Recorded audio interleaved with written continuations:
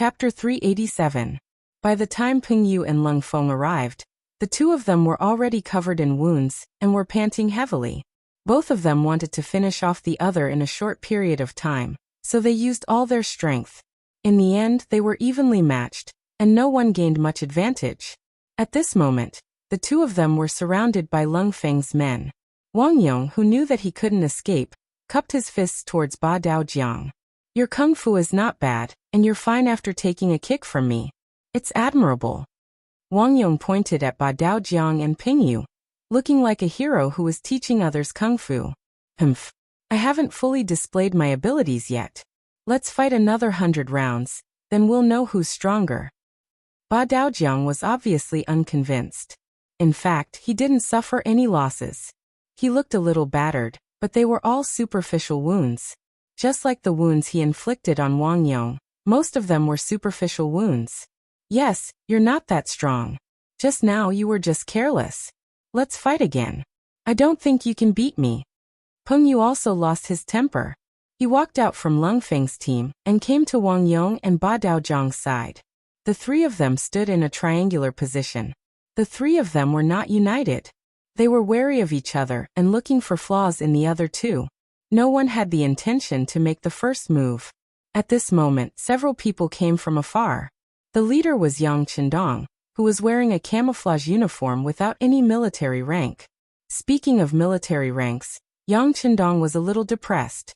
He could wear the rank of marshal, but his regiment commander, Luopa, was only a lieutenant colonel.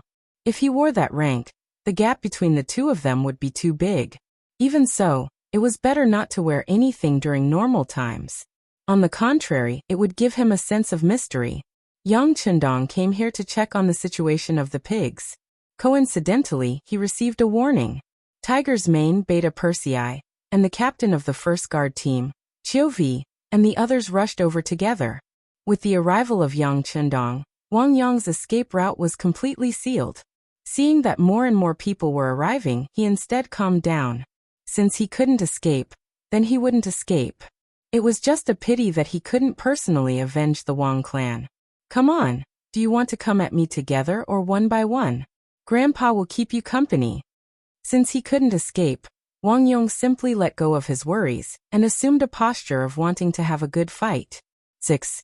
Seeing that Yang Chendong had arrived, class monitor Leng Feng was nervous and wanted to say something. Yang Chendong waved his hand first, then looked at everything in front of him with a smile and said, "What? Aren't you afraid of death?" Dai, who wasn't afraid. But as a real man, there are things that he should do and things that he shouldn't do. He can't back down from what he should do, and he can't shirk the responsibilities that he should bear. At most, he'll be a good man again after 18 years. Wang Yong didn't know Yang Chendong's identity, so naturally he didn't have any scruples when he spoke. Peng Yu, who was standing beside him, knew everything. When he saw that Wang Yong dared to talk back to the sixth young master, he said angrily, "Kid, be more polite when you speak. Don't cause trouble and end up losing your life here." When Peng Yu said this, he more or less warned Wang Yong.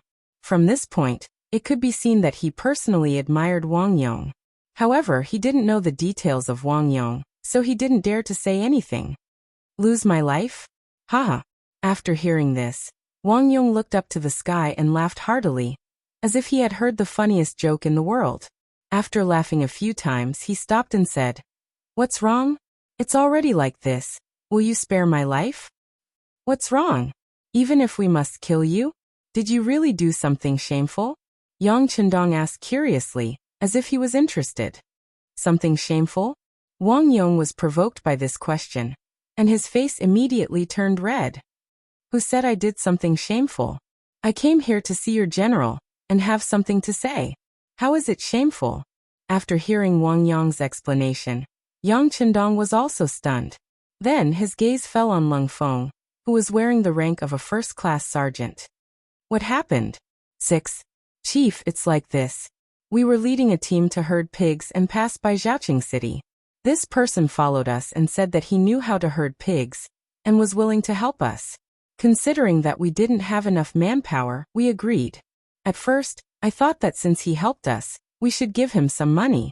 However, he didn't want it and said that he wanted to see the general. When I asked him what happened, he wanted to run away. Then I wanted to capture him and interrogate him. Then we started fighting.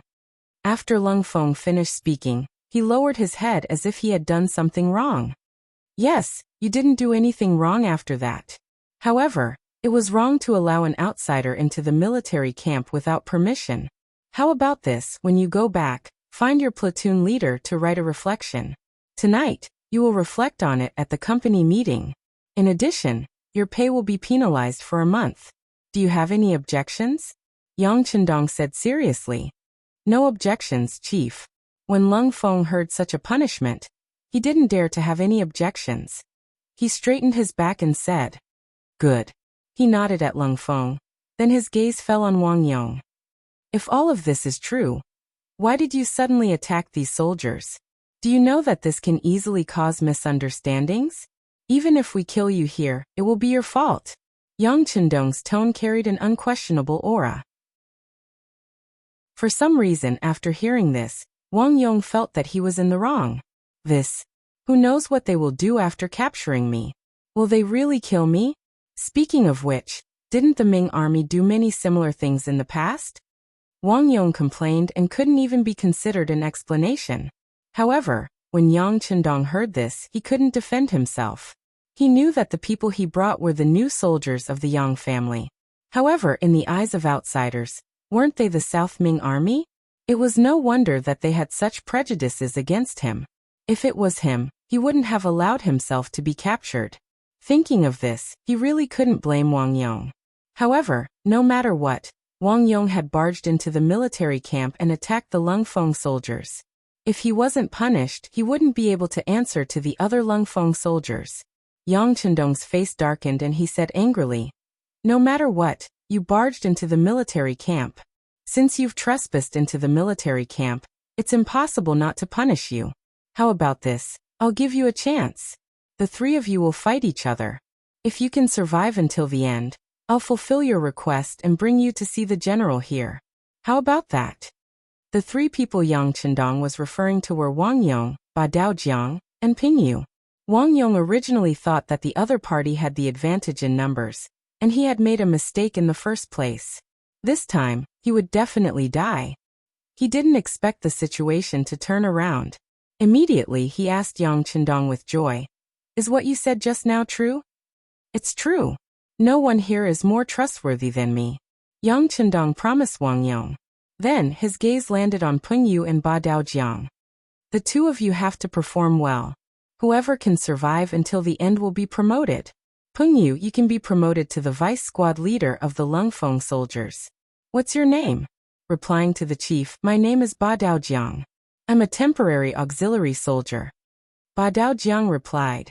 He had seen Yang Chendong before and knew that the entire army had to listen to this person's orders. When the platoon leader who was in charge of his temporary auxiliary soldiers saw this person, he didn't even have the chance to get close to him. It seemed like this person's status wasn't low. When he spoke, there was a hint of respect in his tone. "Looking at your clothes, I can tell that you're a temporary auxiliary soldier. Just now, they said that you were passing by because you wanted to get some pig offal. All right, as long as you can survive until the end, I'll allow you to eat to your heart's content tonight. You can even eat half a pig. At the same time, I'll promote you to a real auxiliary soldier. How about that?" When Yang Chendong heard Lung Feng mention the reason why Ba Daojiang was here, he wanted to laugh. It seemed like his decision to get some pork was the right one. When he heard that he could eat to his heart's content, Ba Daojiang's eyes shone with excitement. "Chief, I'm afraid that half a pig won't be enough for me." "It doesn't matter. If you can eat, I'll give you the whole pig." Yang Chendong smiled. He was surprised by Ba Daojiang's appetite. However, since he had already said it, there was no way he would go back on his words. "All right, I'll definitely perform well." Seeing that Yang Chendong agreed so readily, Ba Daojiang turned to look at Wang Yong and Peng Yu with a serious expression. It was obvious that he was serious about this. The three of them had their own targets. Naturally, it was time for them to get serious. The three of them stood in a triangular formation.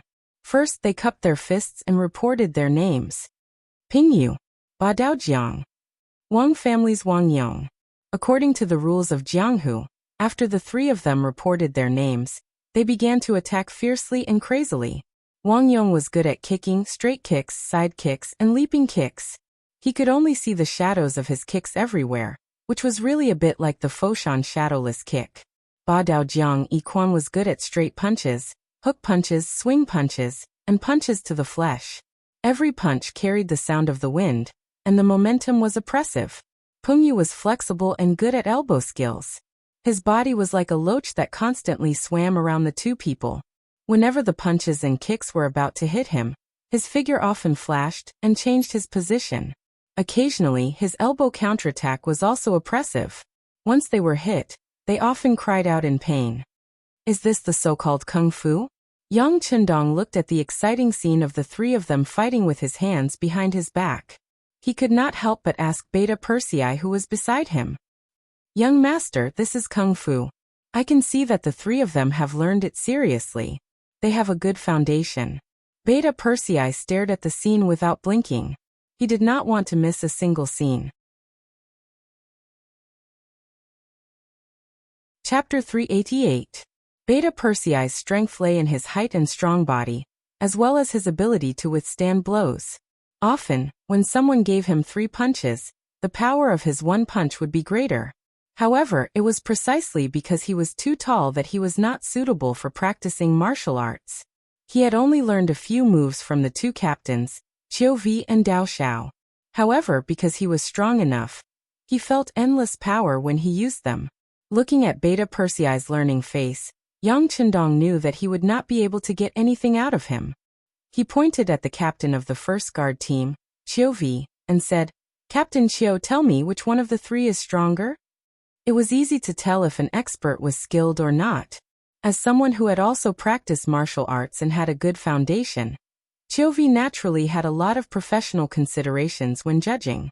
Seeing that Yang Chendong had called him, he took a few steps forward and said, "Young master, the 3 of them have their own strengths, but Pengyue seems to be better at guerrilla warfare. He's not suitable for this kind of face-to-face combat."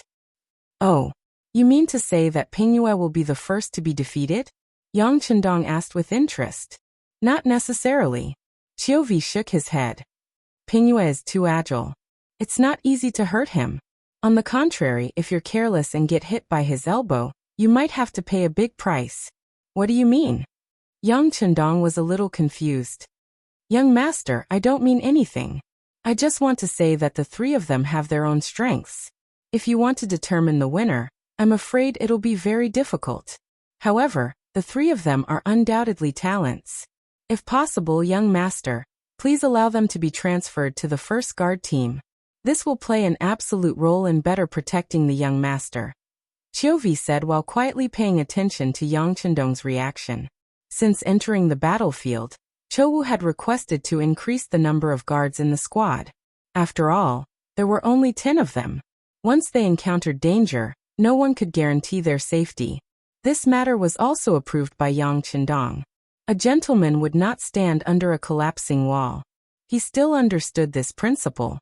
When he heard that Qiu Vi wanted to take the opportunity to ask for him, he was stunned for a moment before he burst into laughter. "You're good, Qiu Vi. Are you waiting for this young master? Fine, since that's the case, I'll see what they think later. If they're willing, I can take them in. But as usual, I still have to investigate their identities. Of course, if they don't want to, we can't force them." Yang Chendong's words meant that he agreed. Just like the investigation of identity, this was originally a very important matter. Protecting Yang Chendong's safety was the most important issue in the entire Yang family army. Of course, they couldn't be careless, and they couldn't allow unreliable people to exist. As for whether they were willing to stay by Yang Chendong's side as guards, no one would be able to resist such a temptation. The 3 of them were still fighting, and had already lasted for an incense stick's worth of time. It could be seen that the 3 of them were sweating profusely, and their breathing was unstable. This kind of fight was the most exhausting. After all, the difference in strength was so great that it was possible to make a big mistake if one wasn't careful. This kind of physical strength and mental strength required a high degree of concentration, and it was also the most exhausting. The three of them were still fighting, but Peng Yu's mental strength was slightly better. From the start of the battle until now, the number of times he attacked was not many. He relied on his nimble movements to dodge, which allowed him to maintain enough physical strength. At least compared to the other two who were sweating profusely, his situation was much better. It was precisely because Peng Yu's condition was the best that when he was hit by Ba Dao River's punch, he hurriedly retreated 4 or 5 steps, then fell to the ground with a plop. This caused everyone, including Yang Qindong, to be puzzled. After being hit to the ground, Peng Yu's mental strength seemed to have completely dissipated at this moment. I lost. How is that possible? He was in good condition just now. Qiu Vi was the first to voice his doubts. What's going on? He clearly could have dodged that punch. Beta Persei also voiced his opinion. Tiger's Mane, who was standing at the side, didn't say anything. He only glanced at the 6th young master from the corner of his eyes, and saw that Yang Qindong's expression remained the same, and even had a smile on his face. He was even more certain that something had happened, and immediately remained silent with a smile in his eyes. Peng Yu left the field first, and the next 2 people to fight was Ba Dao River and Wang Yong. However, Ba Dao River, who had sent Peng Yu flying with a punch, was obviously not in his best condition. As the user of that punch, Ba Dao River was the clearest about the power of that punch. That punch wasn't something that he had been preparing for a long time. It was just a casual punch, and it was just to prevent Peng Yu from getting close to him. Regardless of whether he could hit him, even if he could, it would at most cause a slight injury to his opponent. It was impossible to cause such serious consequences. If it was really possible, Peng Yu would have been kicked out of the ring long ago and wouldn't have lasted for so long. However, it still caused such a consequence. What exactly was going on? Ba Dao River was thinking, which slowed down his movements. After being kicked by Wang Yong a few times, his footsteps began to become a little messy. It was precisely because of this that he seemed to have figured out something in an instant. When Wang Yong's next kick arrived, he intentionally let his guard down and took the kick head-on. After being kicked, his whole body was sent flying, and he fell to the ground more than 3 meters away. Huff huff huff. Wang Yong, who was panting heavily, started to lose his balance. Kicking was the most exhausting move. The reason he was able to persevere until now was because of his strong desire for revenge. Otherwise, he would have been the first one to collapse from the exhaustion of his stamina. I won. After turning around to face Yang Qindong, Wang Yong, who had finished speaking, suddenly lost his balance and was about to fall to the ground. Fortunately, Qiu Vi, who was standing at the side, reacted quickly and rushed forward to support the falling figure. You all did well. How about this? Arrange for them to rest, take a bath, get some food, change their clothes, and come see me again. Yang Qindong nodded lightly, and after making the arrangements, he turned around and left. Peng Yu, Ba Daojiang, and Wang Yong were carried away by the Lung Feng soldiers. First, they had a comfortable hot bath. Next, they had enough meat. After that, they were given new clothes to change into. Ba Daojiang was very satisfied with all these arrangements. Hee, that chief is a man of his word. Even though I lost, he still prepared so much meat for me. How satisfying, he said with satisfaction as he tore the pig trotter in his hand. Peng Yu also wolfed down the food. After becoming a Lung Feng soldier, the standard of food was naturally better than normal auxiliary soldiers and temporary auxiliary soldiers. However, after that fight he had exhausted a lot of his stamina, and now was the time to replenish his nutrients. On the other hand, Wang Yong did not speak while eating. He seemed to be thinking about whether he would be able to meet the general here, and whether he could avenge his family. After the meal, Qiu Vi appeared.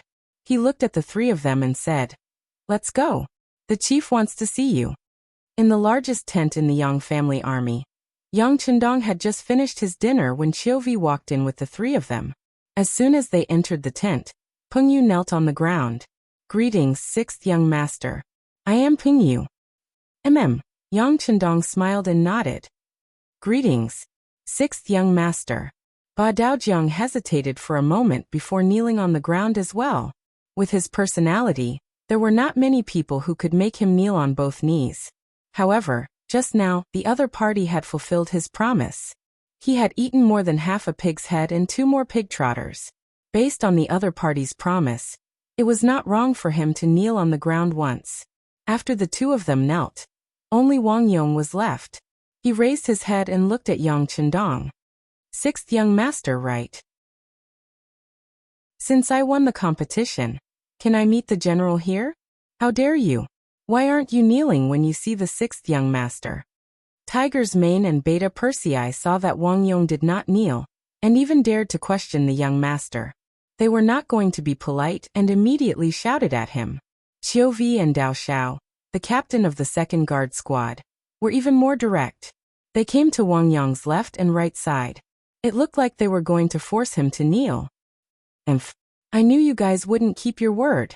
Seeing that more people were about to surround him, Wang Yong coldly snorted. Then he spun his body and kicked Chou Wu and Dao Xiao with his 2 legs in a spinning manner. Kid, come down. Facing this kick, the 2 guard captains were not anxious at all. They stretched out their arms at the same time and caught him firmly. Wang Yong was caught off guard and fell to the ground with a thud. This was the first time in all these years that his legs had been restrained by someone in a single move. Perhaps it was because he was careless, or perhaps it was because he had not fully recovered from the previous battle. However, it was more proof of Qiu Vi and Dao Xiao's strength. If it were anyone else, they would not have been able to do this even if they tried their best. With a plop, he fell to the ground. His new clothes were also dirty. Even his face was covered in dust. However, this did not make Wang Yong yield. He raised his head and asked Yang Chendong in a questioning tone. You didn't keep your word. How did the young master not keep his word? Yang Chendong had a calm smile on his face. He waved his hand casually and Qiu Vi and Dao Xiao released their hands, allowing Wang Yong to regain his freedom. After regaining his freedom, Wang Yong stood up and said angrily, You said that if I won, you would bring me to see the general here. That's right, I already let you see him.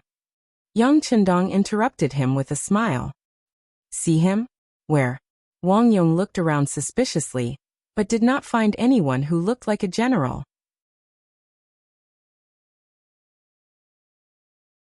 Chapter 389. They're everywhere. Yang Chendong chuckled and leaned back in his chair. Then he pointed at Tiger's Mane, Beta Persei, Qiu Vi, and Dao Xiao and said, They're all generals, and they're generals who can lead thousands of troops in the future. It's just that you don't know them. Are you kidding me? As if he had just reacted, Wang Yong's gaze swept across these people, and he spoke with an even angrier voice. No one is kidding you, and you're not worthy of our teasing. Alright, since you want to see the general, you must have something to say. Just say it now. You don't have to worry about whether or not he's a general. The most important thing is that we can help you with your matter. Don't you think so? Yang Chendong asked gently, and his gaze towards Wang Yong carried a hint of a soul-stirring aura. As if his thoughts were seen through, or as if he knew that there was nothing else he could do, he simply said, Alright, if that's the case, I'll say it. I want to see the general here because I'm Wang Yong of the Wang family, and I've lived in Zhaoqing Prefecture for a long time. However, because of the appearance of the Huang bandit army, especially Cheng Yuan, who coveted my Wang family's wealth and beauty, he actually destroyed my Wang family. Now that I heard that he was captured by you, I want to see him and personally avenge my family's destruction. That's all. After finally stating his request, Wang Yong felt a lot more relaxed. When he looked at Yang Chendong, he actually felt a sense of relief. Alright, now you can take me to see the general here, or you can chase me out. Of course, you can also kill me. It's up to you. After hearing Wang Yong's request, Yang Chendong's gaze froze, then he looked at Tiger's Mane. Tiger's Mane immediately understood what Yang Chendong meant. He nodded lightly, then turned around and walked out of the tent. Obviously, he wanted to investigate the truth of this matter. After Tiger's Mane left, Yang Chendong looked at Wang Yong and said, We won't kill you. As long as what you said is true, this young master will allow you to take revenge. Don't be impatient. After speaking to Wang Yong, Yang Chendong looked at Peng Yu and Ba Dao Jiang and said, The two of you have good martial arts and kind hearts.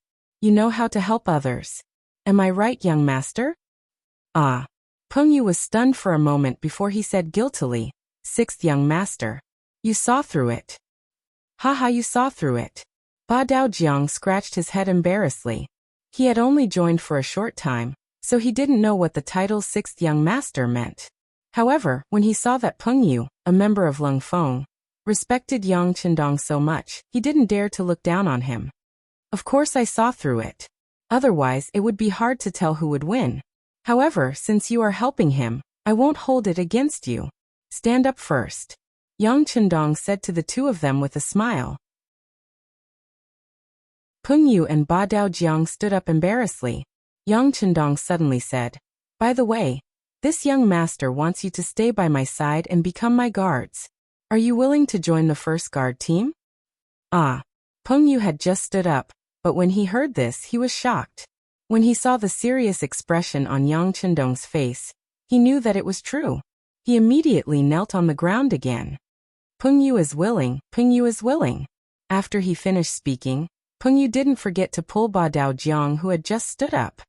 "Quick, kneel down and thank him." "Why do I have to kneel down when I just got up?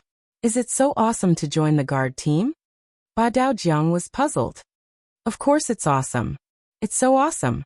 Peng Yu had already joined Lung Feng, so he naturally knew that being able to protect the sixth young master was an unparalleled honor and glory. However, when he saw that Ba Daojiang didn't seem to care about his good intentions, he couldn't help but say, "If you join the guard team, you'll have plenty of meat." "Oh, that's not bad." Ba Daojiang, who seemed to be a glutton, was finally moved. Perhaps it was due to the fear of being hungry all the time, but when he heard that there would be plenty of meat, he also knelt on the ground. Both of them knelt down and chose to join the guard team. No matter what their motives were, as long as they agreed, they probably wouldn't want to leave after they learned more about it. Yang Qindong smiled in satisfaction. "Very good. In a while, follow Captain Xiuvi out to change your clothes. Someone will teach you the rules you need to follow." "Yes." Peng Yu and Ba Daojiang agreed. At this moment, Tiger's mane rushed back. After entering the tent, he went to Yang Qindong's side and whispered something. With the Security Bureau's current efficiency, since they had arrived at Jiaoqing Prefecture, they naturally had to investigate the surrounding situation thoroughly. The Wang family's matters were already recorded, so they would know the truth once they checked. The authenticity of Wang Yang's identity would naturally be revealed. "Bring him in." After listening to Tiger's mane's report, Yang Qindong knew that Wang Yang's name was indeed there, but he wasn't the person in front of him. The Security Bureau found someone from Jiaoqing Prefecture who knew Wang Yang, so he nodded and agreed to bring him in. Tiger's mane agreed and clapped his hands twice. Immediately, the tent door opened from the outside and an old man in coarse clothes walked in. Once he entered the tent, he knelt on the ground. "Your humble servant Lu San greets the masters." The old man obviously hadn't seen much of the world, so he trembled the moment he entered the tent. As soon as he entered the tent, Wang Yang's eyes widened. "Old Lu, why are you here?" "Ah." Hearing this familiar voice, Lu San raised his head and was startled when he saw Wang Yang. He then said, "Young Master Wang, why are you here?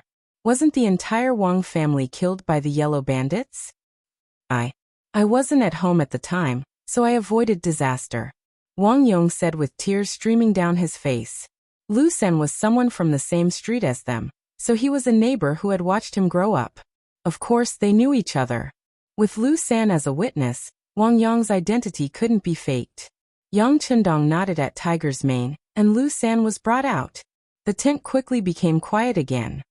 "Let's go and find Qing Yuan." Yang Chendong got up and left.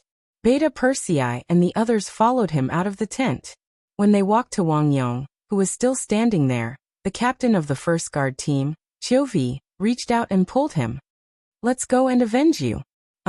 Wang Yong was still in a confused state when he was pulled out of the tent. In Wang Yong's eyes, Yang Chendong was so young, even younger than himself. How could such a person be a general? Even if he relied on his family to get an official position, he probably wouldn't have any real position. In his impression, the officials of the Great Ming Dynasty were mostly old men, and the worst were middle-aged men. Could this young man do it? Wang Yong was still thinking about whether or not he could. In the military camp, Battalion Commander Chun Bo had already gathered a company of cold vanguard soldiers and followed Yang Chendong out of the military camp. Wang Yong vaguely heard someone say something. Commander Luo, the military camp should be loose on the outside and tight on the inside. If anything happens, act accordingly. Yang Chendong wanted to capture Cheng Yuan and hand him over to Wang Yong to execute him on the spot. The idea was good, but the method was indeed against the rules. Since the person had already been handed over, the battle report to be sent to the capital should have already been written. If that was the case, then no matter what he did now, it would be considered a private action and a form of provocation. In the face of provocation, no matter what Guanyin and Ma Wei did in response, it wouldn't be considered excessive. Yang Chendong was very clear on this point. It was because he was clear that he needed to make certain preparations. Although he didn't think that the other party would fall out with him because of this matter, it was better to be prepared. The mighty group of more than 100 people walked out of the military camp. Soon after, the mercenary camp closed. As for what would happen inside, outsiders probably wouldn't know. Riding tall horses, Yang Chendong and his group arrived at Jiaoqing City. Because the sky was already dark, the city gates were tightly shut. Only a few southern Ming soldiers holding torches could be seen. When they saw a group of people approaching from a distance, the soldiers guarding the city became nervous.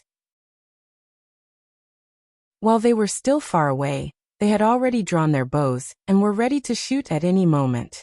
It wasn't until the group got closer and the uniforms of the mercenaries appeared in front of them that the soldiers guarding the city finally relaxed. However, they still didn't open the city gates. Instead, they asked in a loud voice, "May I ask what the mercenary brothers are doing here? Please open the city gates. The imperial envoy has important matters to attend to." Battalion Commander Chun Bo, who was in charge of calling the city gates, said as he raised the king's command banner in his hand that represented the imperial envoy. This was the imperial envoy token that the Minister of War, Kuang Yi, had given to Yang Chendong on behalf of Yingzong. The imperial envoy represented the emperor on an inspection tour. When they were outside, they naturally had a powerful side. This king's command banner was a symbol. When the king's command banner appeared, the Baihu guarding the city saw it and quickly bowed respectfully. They all said, "Long live the emperor." However, although they spoke beautifully, they still had no intention of opening the city gates. "I am truly sorry. It is already late. If the imperial envoy has important matters, please enter the city early tomorrow morning." "What if I insist on entering the city? If you stop me, what if something happens? Can you take the blame?" Yang Chendong appeared on horseback under the light of a torch. When his dignified gaze swept over the city gate tower, the southern Ming Baihu felt a chill from head to toe. He couldn't help but tremble all over. After experiencing 2 battles, the imperial envoy's name was like a killing god in the hearts of the southern Ming soldiers who followed him. If it was just a name to scare people, perhaps they could use the reason that it was too dark to refuse. However, when the real person appeared, all excuses were clearly weak. "So it is the imperial envoy who has personally come. I will open the gates. Open the gates. Come, open the gates."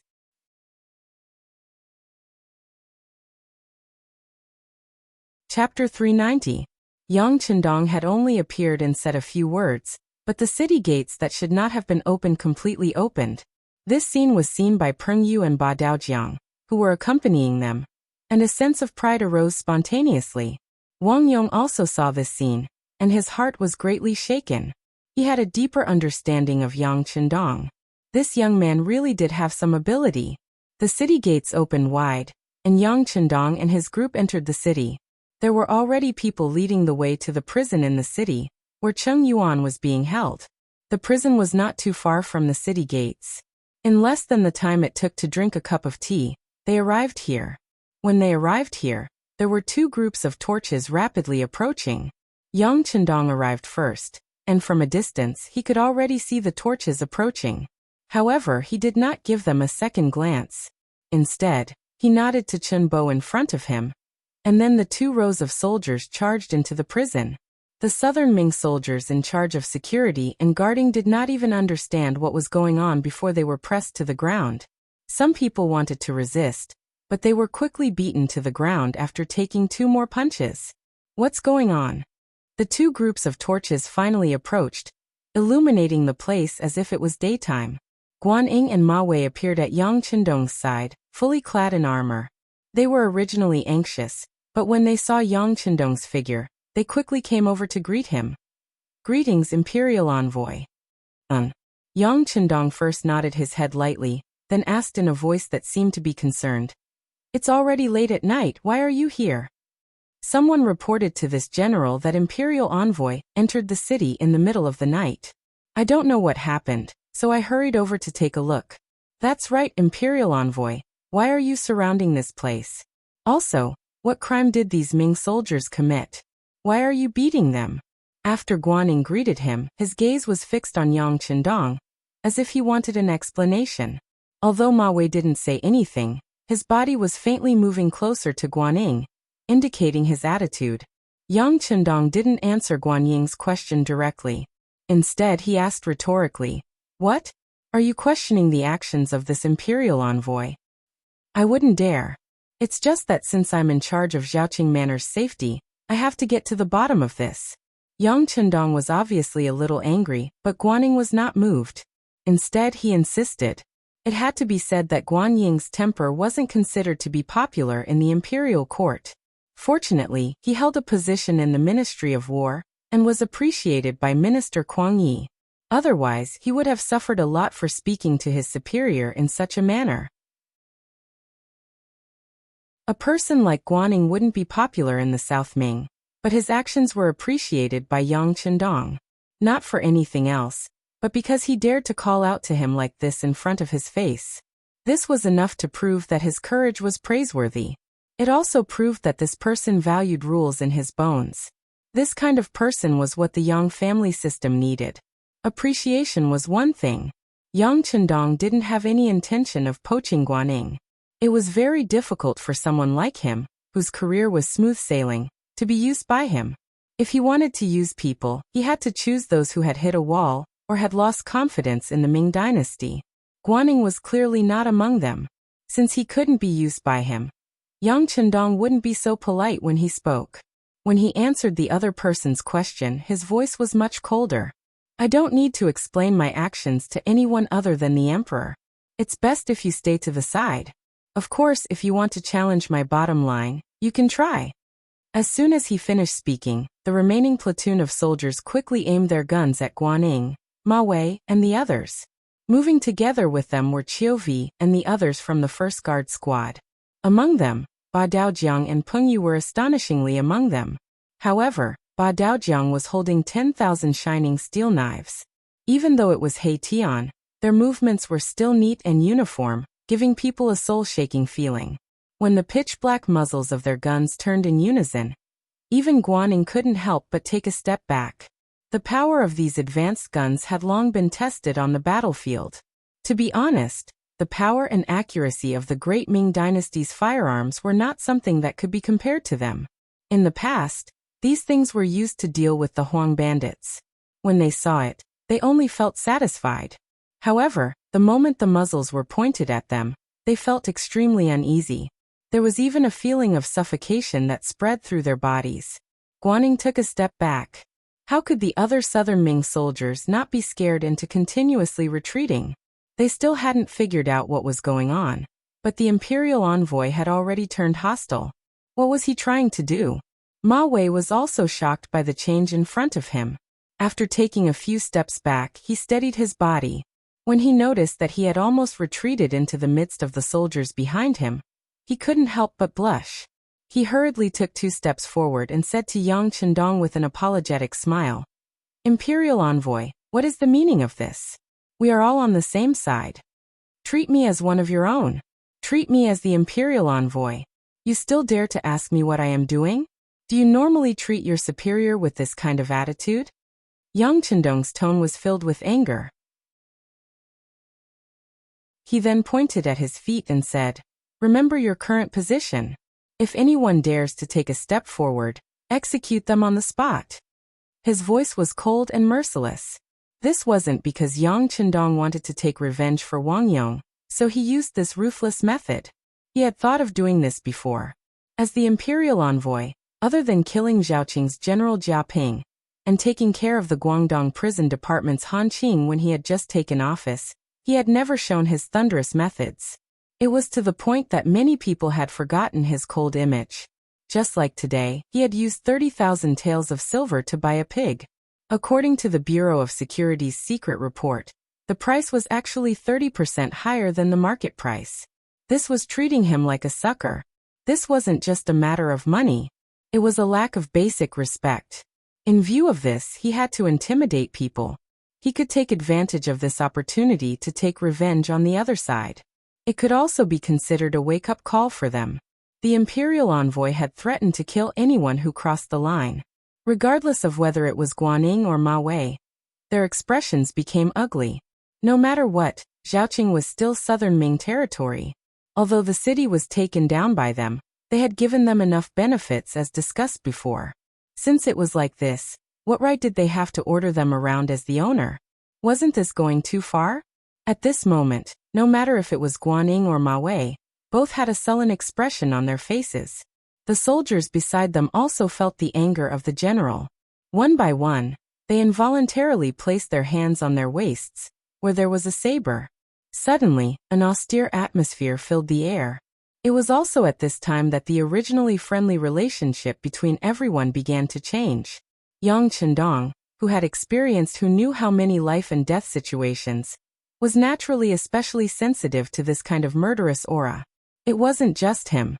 Even Lung Feng and the members of the small guard squad all gripped the 95 style tightly in their hands. It was as if they were waiting for an order to start a massacre. If they really fought at such a close distance, it was basically impossible for Lung Feng to come out unscathed. However, the final victor would undoubtedly be Lung Feng. The advantage of modern weapons against cold weapons was still very obvious. Yang Chendong obviously understood this point.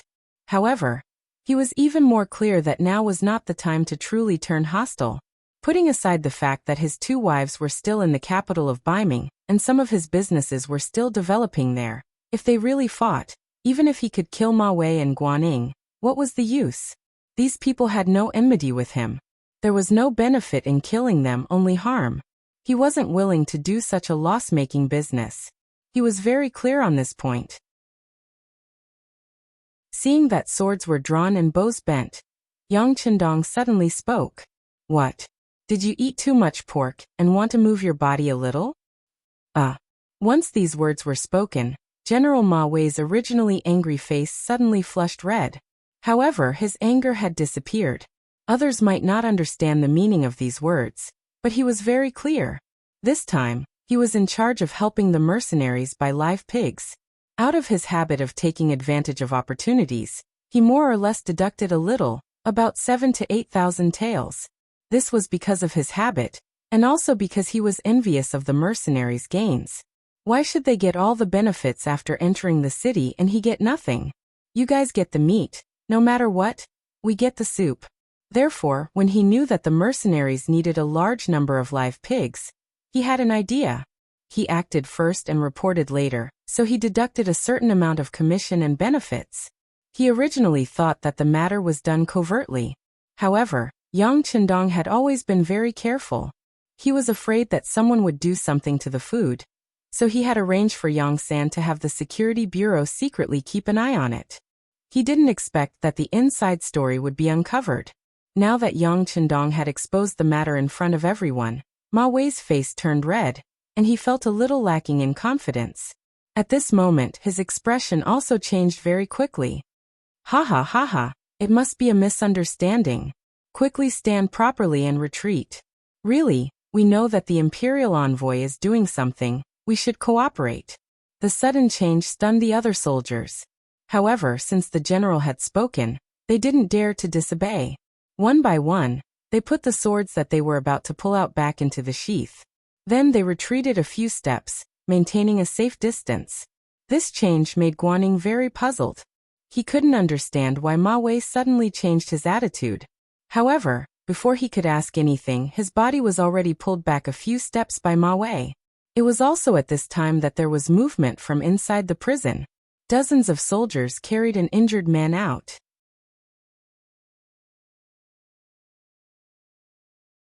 Chapter 391. Even though the sky was dark, Guanning could still recognize this person with the help of a torch. It was the bandit leader of the Huang bandit army, Cheng Yuan, who guarded Jiaoqing Manor. He immediately cried out, "This is Cheng Yuan, one of the leaders of the Huang bandit army. The memorial regarding him has already been reported to the imperial court. He will be escorted into the capital tomorrow. Why did you bring him out? Did you see clearly? Is that Cheng Yuan?" Yang Chendong ignored Guan Ying's cries and asked Wang Yong, who was staring at him with bloodshot eyes. "Yes, that's him. I would recognize him even if he turned into ashes," Wang Yong said with certainty. In reality, Cheng Yuan was captured by Chen Bo and Leng Feng. Naturally, Wang Yong would know his true appearance. Yang Chendong's question was only to confirm further. Knowing that this person was Cheng Yuan, he nodded and said, "All right, bring him back to the camp." With that, Yang Chendong turned his head and glared fiercely at Ma Wei and Guanning. Then, he led the troops away without a word. "Why did you bring Cheng Yuan away? Stop them quickly." Seeing that his merit was about to be taken away, Guanning naturally had a look of indignation on his face as he shouted loudly once again, General Guan, bear with it. We are no match for them." Ma Wei, on the other hand, was calm and collected. He stretched out his hand and pulled Ma Wei hard, not letting him run around. Seeing the figures of Yang Chendong's troops slowly disappear into the night, Ma Wei finally let go of Guan Ying's hands. As soon as he let go, Guanning shouted at him angrily, "General Ma, what are you doing? Do you know that the criminal of the imperial court was taken away under our noses?" Of course, this general has seen it, but I have my own difficulties," Ma Wei replied with a helpless look. "Difficulties? What difficulties?" Guanning asked with a puzzled expression and a face full of anger. He knew that if he couldn't explain things clearly, he wouldn't be able to get through this ordeal. With a guilty look, Ma Wei whispered the story of how he embezzled the money that the mercenaries used to buy the pork. What? After hearing what had happened, Guanning was naturally furious. He shouted in a roaring tone, "General Ma, you are really bold. How can you do such a thing?" Shh. Ma Wei stuck out his index finger to cover his mouth, and said in a pleading tone, "General Guan, there's no other way. If you want to lead soldiers, you have to give them some benefits. Otherwise, who would listen to you? Isn't that the only thing we can do?" "You." At this moment, Guan Ying's face was filled with anger. He pointed at Ma Wei, not knowing what to say. In the end, they were on the same side. In the eyes of the imperial envoy, Ma Wei's action was probably also his own idea. It was no wonder that the slap in the face came with a wave of his hand. Forget it, forget it. In the end, he was in the wrong first. He couldn't blame others. Although Guanning was angry, he had no choice but to swallow the bitter fruit at this moment. Ma Wei saw that his emotions had stabilized, and said in an insatiable tone, "General Guan, now that things have come to this, can we write a battle report and say that Cheng Yuan bit his tongue and committed suicide in prison?" "Absolutely not." Guanning hurriedly waved his hand, but he was afraid that Ma Wei would misunderstand, so he said in an explaining tone, "It's not that I don't want to do this, but the brocade guards are everywhere. Presumably, tonight's matter will be reported to the emperor through secret channels. It's fine if we speak the truth, but if there is even a trace of falsehood, it would be deceiving the emperor. Do you know the severity of this?" It was Ma Wei's turn to change his expression. He quickly cupped his fist and said, "Thank you for your reminder, General Guan. I was reckless." "Forget it, it's not a big deal. From the beginning of the battle, the National Treasury has never given enough food to the Guangdong guards. The emperor knows about this. I'm sure the emperor, with his wisdom, can understand our actions." Guanning thought for a bit and still spoke his opinion. He was afraid that Ma Wei would have too many thoughts. On the battlefield, it was not a good thing for a general to have psychological pressure. "I hope so," Ma Wei said with a face that was praying for Buddha's protection. In reality, he was somewhat afraid. Fortunately, the silver this time was not for his own use. It was because the military was lacking in food. With his heart set on serving the country, he calmed down a lot. On the other side, Yang Qindong led his troops into the city to capture people and calmly retreated. Only after they left the city gates did the Lung Feng troops put away the guns in their hands with waning interest. To these Lung Feng, their hearts were filled with pride, and their strength was tyrannical. Even the southern Ming army was nothing in their eyes. If the sixth young master gave the order, not only would they not be afraid, they would even be unusually excited to fight. This was the ability to use the hearts of an army. To become an invincible army, one must first have the mentality and courage to not fear the armies of the world. Now, it seemed that they had already done it. This courage infected every soldier. Even Peng Yu and Ba Daojiang, who had just joined the guard squad and had witnessed the entire process, were filled with excitement. This was especially so for Ba Daojiang. This could be said to be the first time he had seen someone who dared to make the southern Ming army suffer. This scene left a deep impression on him, and made him extremely curious about the Lung Feng troops. He was also proud that he was one of them. His first sense of belonging came from tonight's operation. Compared to the Huang bandit army that he had joined before, the Lung Feng troops were too strong, and the southern Ming army was too weak. After joining such an army, even if someone wanted to chase him away, it would be very difficult for him to leave. Wang Yong also stood in the group. At this moment, he was staring at the bound Cheng Yuan. In his eyes, there was only this person. The scene of the Wang family's hundreds of people dying tragically appeared in his mind from time to time. At the entrance of the military camp, someone had already sent the news after Yang Qindong, and the others had left the city. At this moment, the gates of the camp were wide open. Commander Luo Pu and political commissar Kong Jia had already led the soldiers to line up and wait. When they saw the sixth young master's figure approaching, the two of them stood at attention and saluted. "It's fine.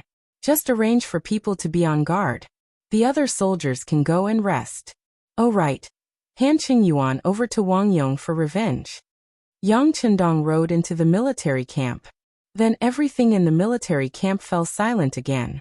After arranging for someone to give Wang Yong a military tent, and sending the bound Cheng Yuan in, Yang Qindong did not bother about this matter anymore. Instead, he went directly to his own tent to rest. First Madame Hu Yan, third Madame Shui, and Miss Su Maner were all waiting here. When the two madams heard that Yang Qindong had left the military camp at night, and that the entire military camp was under martial law, they were naturally worried. Su Maner saw that the two madams did not go to rest, so she did not go to sleep by herself. Besides, she was also very curious about what Yang Qindong was doing, so she also stayed. She had not been by Yang Qindong's side for a long time. Speaking of which, the two of them had not even had a chance to be alone. As a result, the sixth young master still gave her a mysterious feeling. Of course, Su Maner had tried different ways to ask Hu Yan and Madame Shui about this loyal and courageous duke.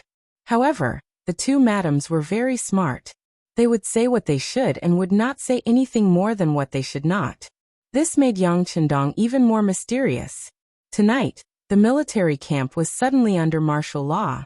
Even outside the tent where Yang Qindong usually chatted and ate with the madams, there were more guards. How could this change escape Su Maner's eyes? She carefully observed, and her heart was filled with shock. What does this young master want to do? Will he be in danger? That shouldn't be the case. Based on the confidence he displayed on the battlefield, I really don't know who could threaten him. He should be fine. When thinking of this, Su Maner herself did not know that she was already faintly worried about Yang Qindong.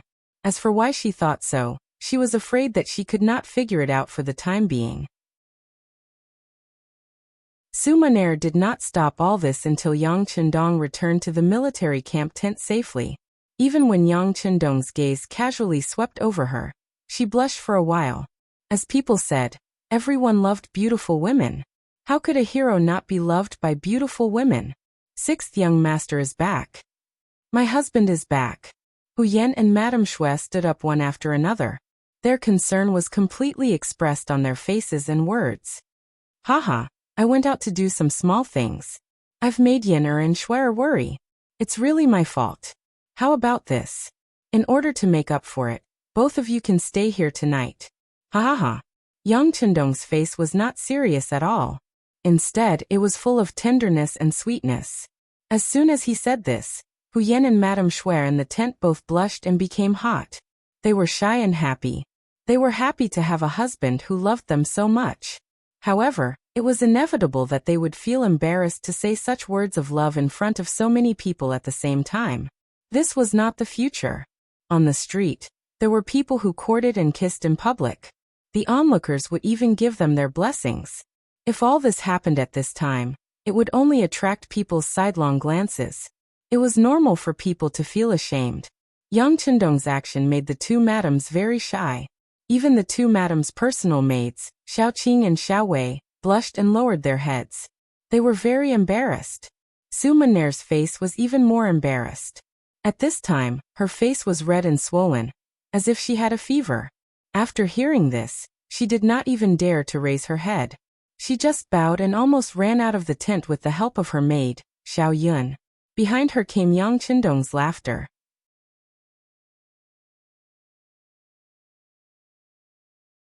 Chapter 392. Sixth young master, Miss Su is not married yet. She is very thin-skinned. If you do this, she will inevitably feel embarrassed. Hu Yan walked forward and took the initiative to remove the military windbreaker that Yang Chendong was wearing. Then she said with a coquettish expression, "Haha, who asked her to come over and join in the fun for no reason? I didn't invite her either." Yang Chendong said casually. Then he stretched out his hand and hugged Hu Yan's slender waist. Hu Yan's face was filled with happiness. When she was hugged, she did not show any signs of rejection. Instead, she said to her personal maid Xiao Qing, "Quickly bring the hot water over. Third sister and I will serve my husband to bathe." On the other side, Su Maner hurried back to her military tent. Even after she sat down again, her heart was still beating fast. The maid Xiao Yun said in an extremely dissatisfied voice, "Miss, this sixth young master of the Yang family is really something. He knows that Miss is still here, yet he said such shameless words. He really doesn't respect others." "Xiao Yun, be quiet." Su Maner's body shook when she heard this. Then she said in a slightly stern voice, "Xiao Yun, you can't say such things in the future. You have to understand that we came here of our own free will. No one forced us. Do you know? If he insists on chasing us away because of your words and actions, then how will we achieve the goal of this trip? Even if I die, I won't be able to face my family." After Su Maner's expression became serious, Xiao Yun had already shut her mouth. When she saw that her master's expression became more and more serious as she spoke, and her eyes were about to turn red, she hurriedly came forward. "Miss Xiao Yun was wrong. I won't dare to do it again in the future. Xiao Yun, it's not that I have to scold you. I also know that you are fighting for justice for me. But who asked me to be born like this? At this moment, I finally saw the hope of revenge. Even if I have to risk my life, I have to give it a try. So we can't make a single mistake in the future. Do you understand?" "Miss, Xiao Yun understands. But do you really trust him that much? If we really do it, will he really fulfill his promise?" Xiao Yun nodded in agreement. At the same time, there was a trace of suspicion in her expression. Towards Xiao Yun's question, Su Maner was also unable to give the most correct answer. But in order to avenge her family, what else could she do other than choose to believe? Therefore, she could only nod and shake her head as she said, "I don't know either, but he shouldn't go back on his word. He wouldn't lie to me, right? Miss, let's hope so. Let's hope our sacrifice is worth it. Alright, it's late. Miss, you should sleep first." Xiao Yun sighed in her heart. She didn't know if what Miss was doing was right or wrong. But there was one thing that was not wrong, and that was that she would definitely follow by Miss's side. Even in the face of death, she would not retreat half a step.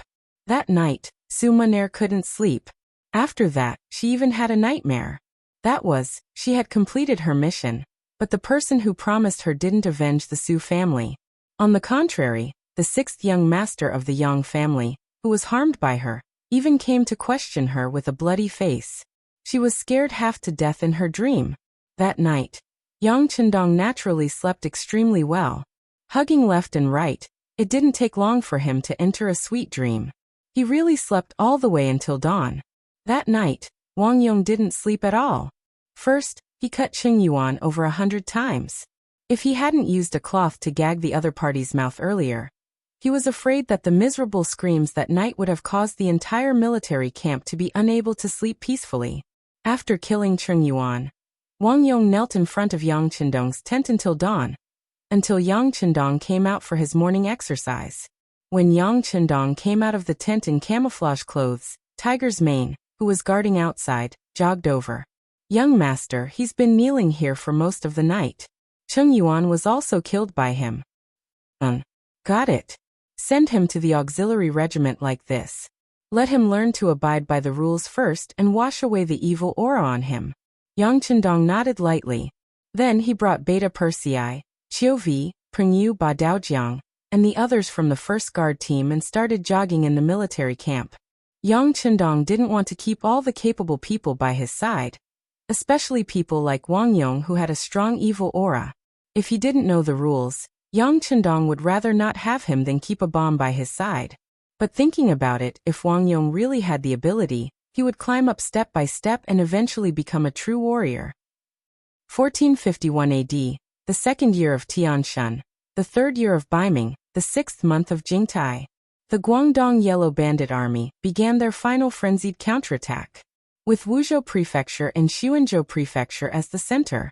In the north at Mengzhu Ridge, Heavenly King Cui Yin led 20,000 troops and was ambushed by the 2nd Regiment, Kong Chuanxin's 3rd Battalion, 2 auxiliary battalions, and Pingle's General He Sheng. After the battle, Heavenly King Cui Yin died. Less than 10% of the 20,000 troops escaped. In the south, Heavenly King Sun Jianglong had just left the city when he was met with the 2nd Regiment, Wu Sheng's 1st Battalion, 2 auxiliary battalions, and Xiao's General Yu Guang's fierce attacks. After losing, he lost Gaozhou Prefecture and retreated to Laizhou Prefecture. Facing the 40 rocket launchers, he couldn't defend the city and retreated to the seaside to leave. However, not long after, there was no more news. What the others did not know was that the Yang family's navy was already waiting for them at sea. Under the personal leadership of the navy's first commander Yu Guang, in less than an hour, the ship that Sun Jianglong and his 15,000 men were on was destroyed at sea. Another 13,000 survivors were salvaged, while over 1,000 others lost their lives in the sea. In the west, with Xuanzhou Prefecture as the starting point, Heavenly King Ru Honghai led 30,000 troops to test the waters of Nanning Prefecture and Liuzhou Prefecture of Guangxi. However, because the enemy was well prepared and had the advantage in numbers, the attacks were neutralized. In the end, after losing 10,000 troops, they retreated to Xuanzhou Prefecture to rest. At this point, Huang Yuliang's so-called four-sided attack strategy had completely collapsed. Not only that, the east and north of Wuzhou Prefecture had already been stationed by the southern Ming army to suppress the bandits. At this moment, the people in the city were in a state of panic. Some of the leaders also had their own thoughts and plans. This was already the 3rd day since Yang Chendong brought troops to Wuzhou Prefecture. Ever since he arrived 3 days ago, he didn't immediately attack the city. On the contrary, he ordered people to defend it tightly. From time to time, the drums of the army would sound, causing the Huang bandits in the city to be like birds startled by the twang of a bow. Kong Lingxin's 3 battalions to the north also had the same attitude. They also surrounded the enemy without attacking, and their war drums beat loudly. Yang Chendong's actions had once confused Guaning and Ma Wei. The two of them walked into the large military tent and came in front of the 6th young master, Imperial Envoy. Once the 2 generals entered the tent, they cupped their fists and bowed. The 2 generals have come. Serve tea. Yang Chendong wasn't wearing a military uniform. Instead, he wore a normal green robe.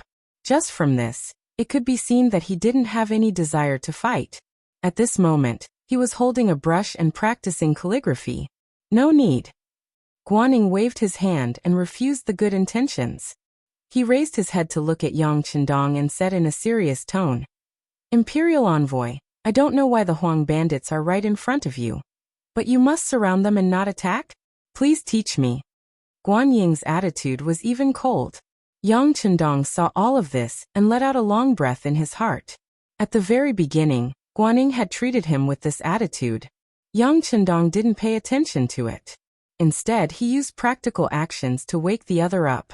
He let him know what it meant to shock the world with a single brilliant feat. Guan Ying's attitude towards him had changed completely after the victory at the Battle of Canton Prefecture City. However, ever since he openly snatched the captive Cheng Yuan in Zhaoqing Prefecture, the relationship between the two had clearly changed. They became much more unfamiliar.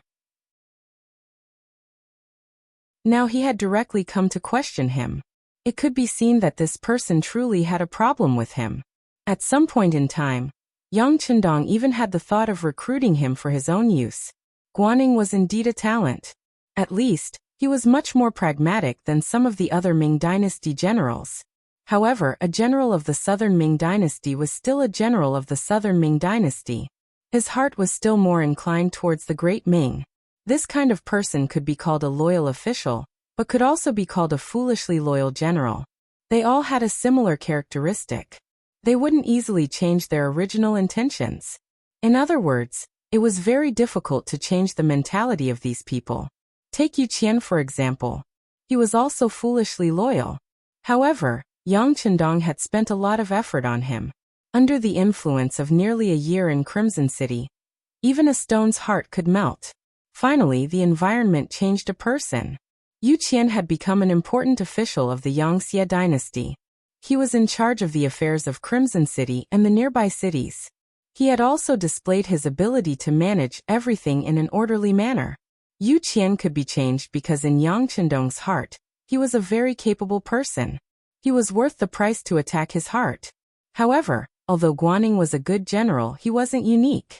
In the new Yangxie dynasty army, there were no lack of good generals. There were even a few who had shown their talents as commanders. Since that was the case, why would he spend so much effort on Guan Ying? Originally, Yang Chendong didn't have much hope. Naturally, when he saw Guan Ying's attitude, he wasn't angry. On the contrary, when faced with his question, he continued to practice his calligraphy as he spoke with an indifferent expression. Surround but don't fight? Naturally, it's because there are too many Huang bandits in the city. With our small number of soldiers, we can't take them all down. Since that's the case, it's better to slowly wear them down. You've also seen that starting today, there are already Huang bandits coming out of the city to join us.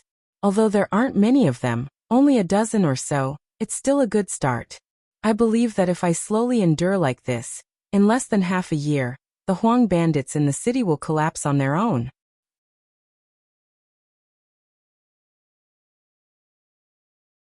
Chapter 393. What Yang Chendong said was an understatement, and the method was indeed appropriate. Based on what he said, the Huang bandit army would not all surrender in half a year.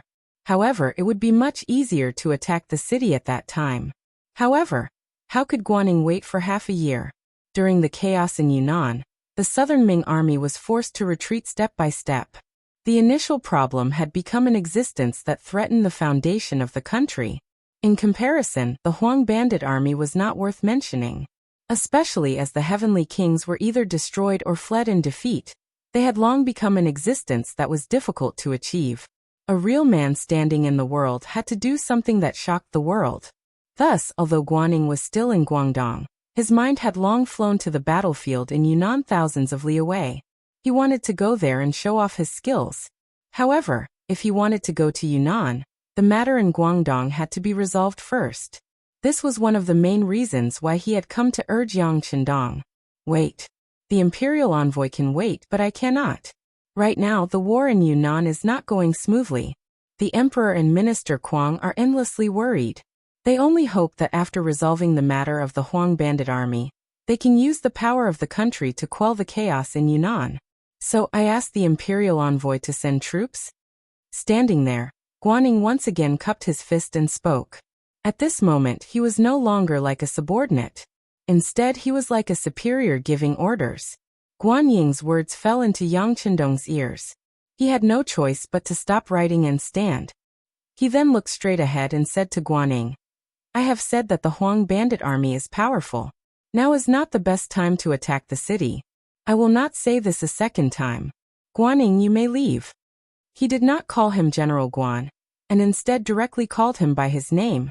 This already expressed Yang Qindong's anger. Ma Wei, who was accompanying Yang Qindong, saw that Yang Qindong was angry. He immediately winked at Guanyin.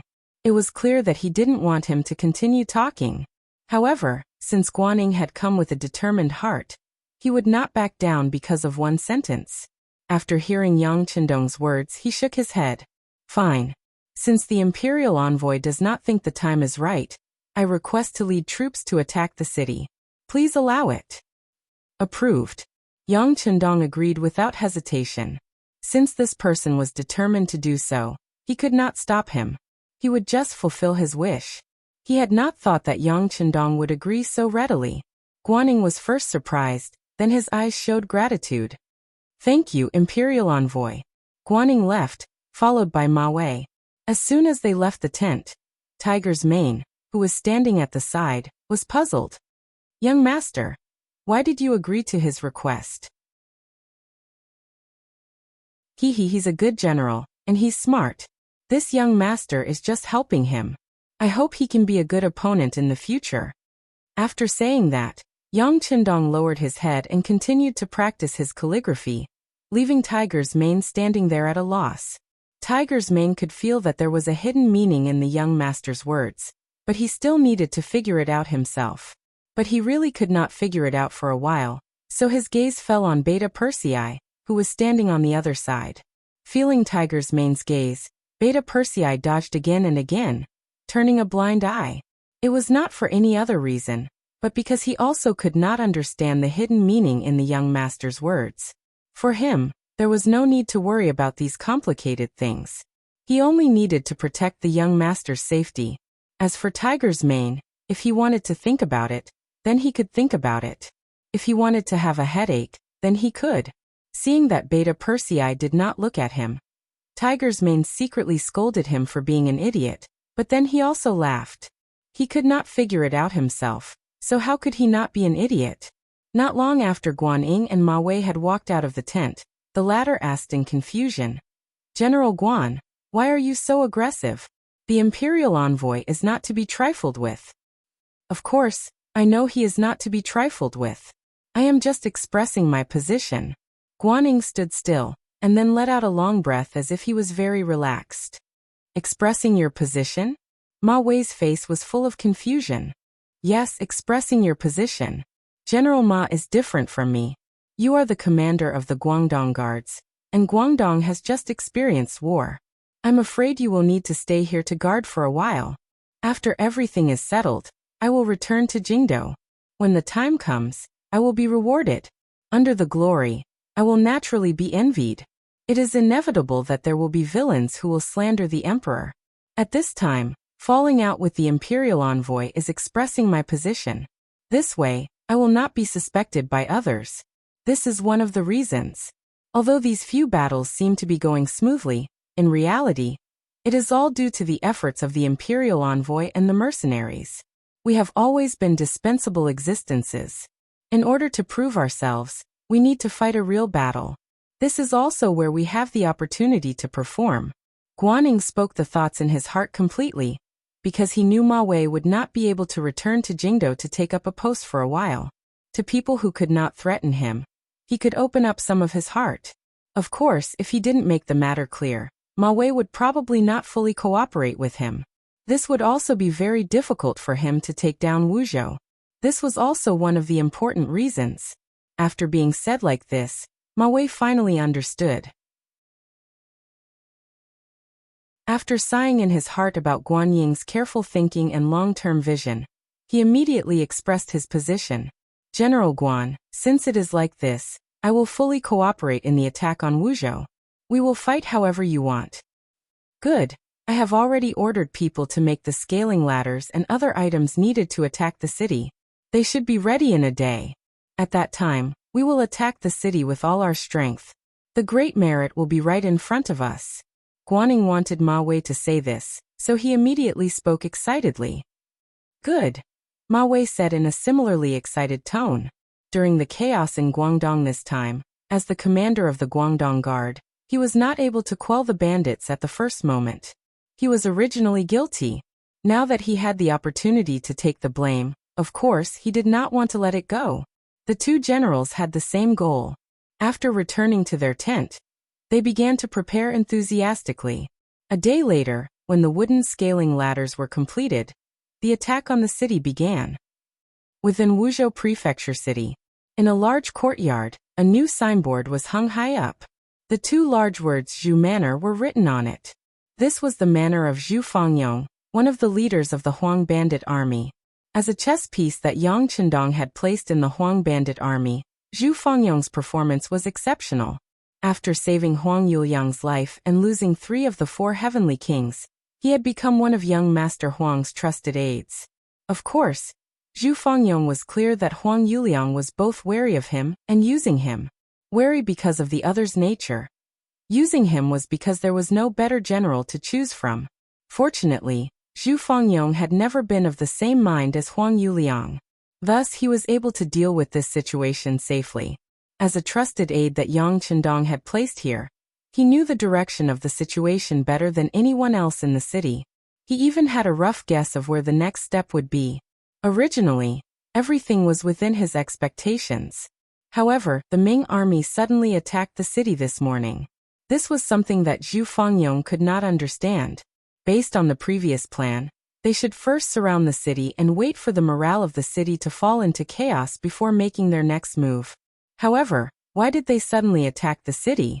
Had there been a change in the plan? However, he should have been notified first. Just as Zhu Fangyong was feeling uneasy about the matter in front of him, the person in charge of communications, Lung Feng, finally appeared.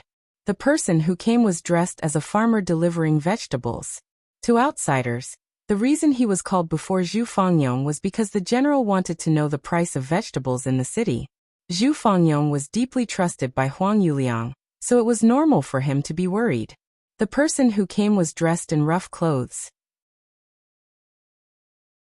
Even his face was full of wrinkles and his skin was dark. Under this kind of appearance, it was difficult for anyone to suspect that he was not a vegetable farmer. In reality, the person who came was disguised.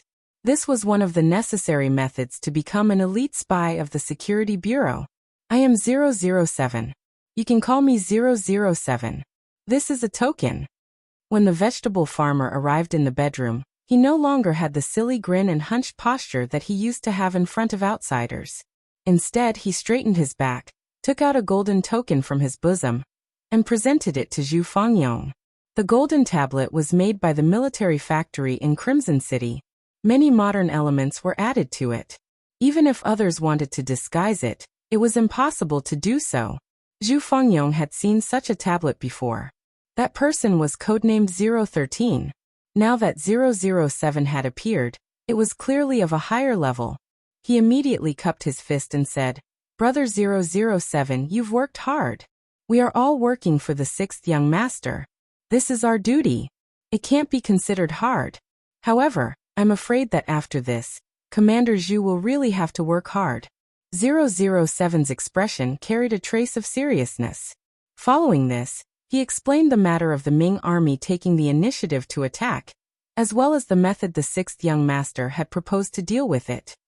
The 6th young master's meaning is that the Ming army outside the city can be considered an elite division of the southern Ming Empire. If possible, it would be best to use the head of the Huang bandit army to exhaust them. Then, when the time is ripe, the next step of the plan can be carried out. 007 spoke as he took out a secret letter and handed it to Zhu Fangyong. "Commander Zhu, please open it on the spot, and then burn it in front of me. This will allow this subordinate to return with an explanation." Well said, well said. Zhu Fangyong knew that since 007 had said this, then the secret letter had to be burned. This was actually for his own good, to prevent any evidence from being left behind. Opening the secret letter, Yang Chendong's handwriting jumped into his eyes. When Zhu Fangyong saw the 6th young master's overall plan, he couldn't help but nod his head. Good, good. The 6th young master's plan is good. This commander will carry it out seriously. After speaking, the dense letter was burned into ashes. Another quarter of an hour passed, and the farmer walked out of the study with a fawning look on his face. In his hand was a piece of 5 taels of silver. His smile was so brilliant that the wrinkles on his face seemed to be able to squeeze a bunch of flies to death.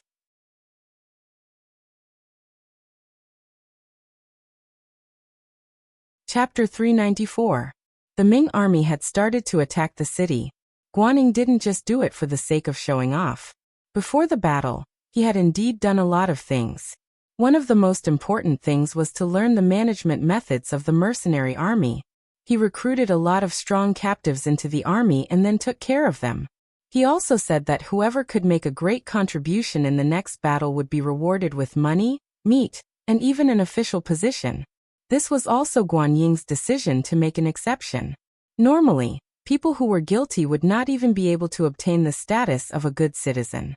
However, to be able to do well, he actually promised an official position and wealth. Just from this point, he had really put in a lot of effort. Not talking about the official position, just the fact that before entering the battlefield, he had given the attacking soldiers a full meal, and provided them with enough meat was enough to make many people shed tears of gratitude. The ancients also paid attention to being a ghost with a full stomach before they died.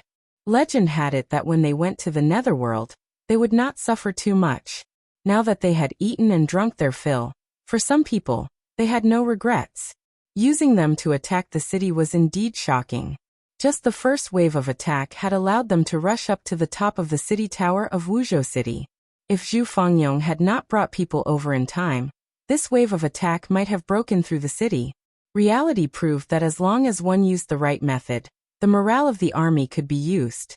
He called the original Huang bandit captives to the training grounds of the camp.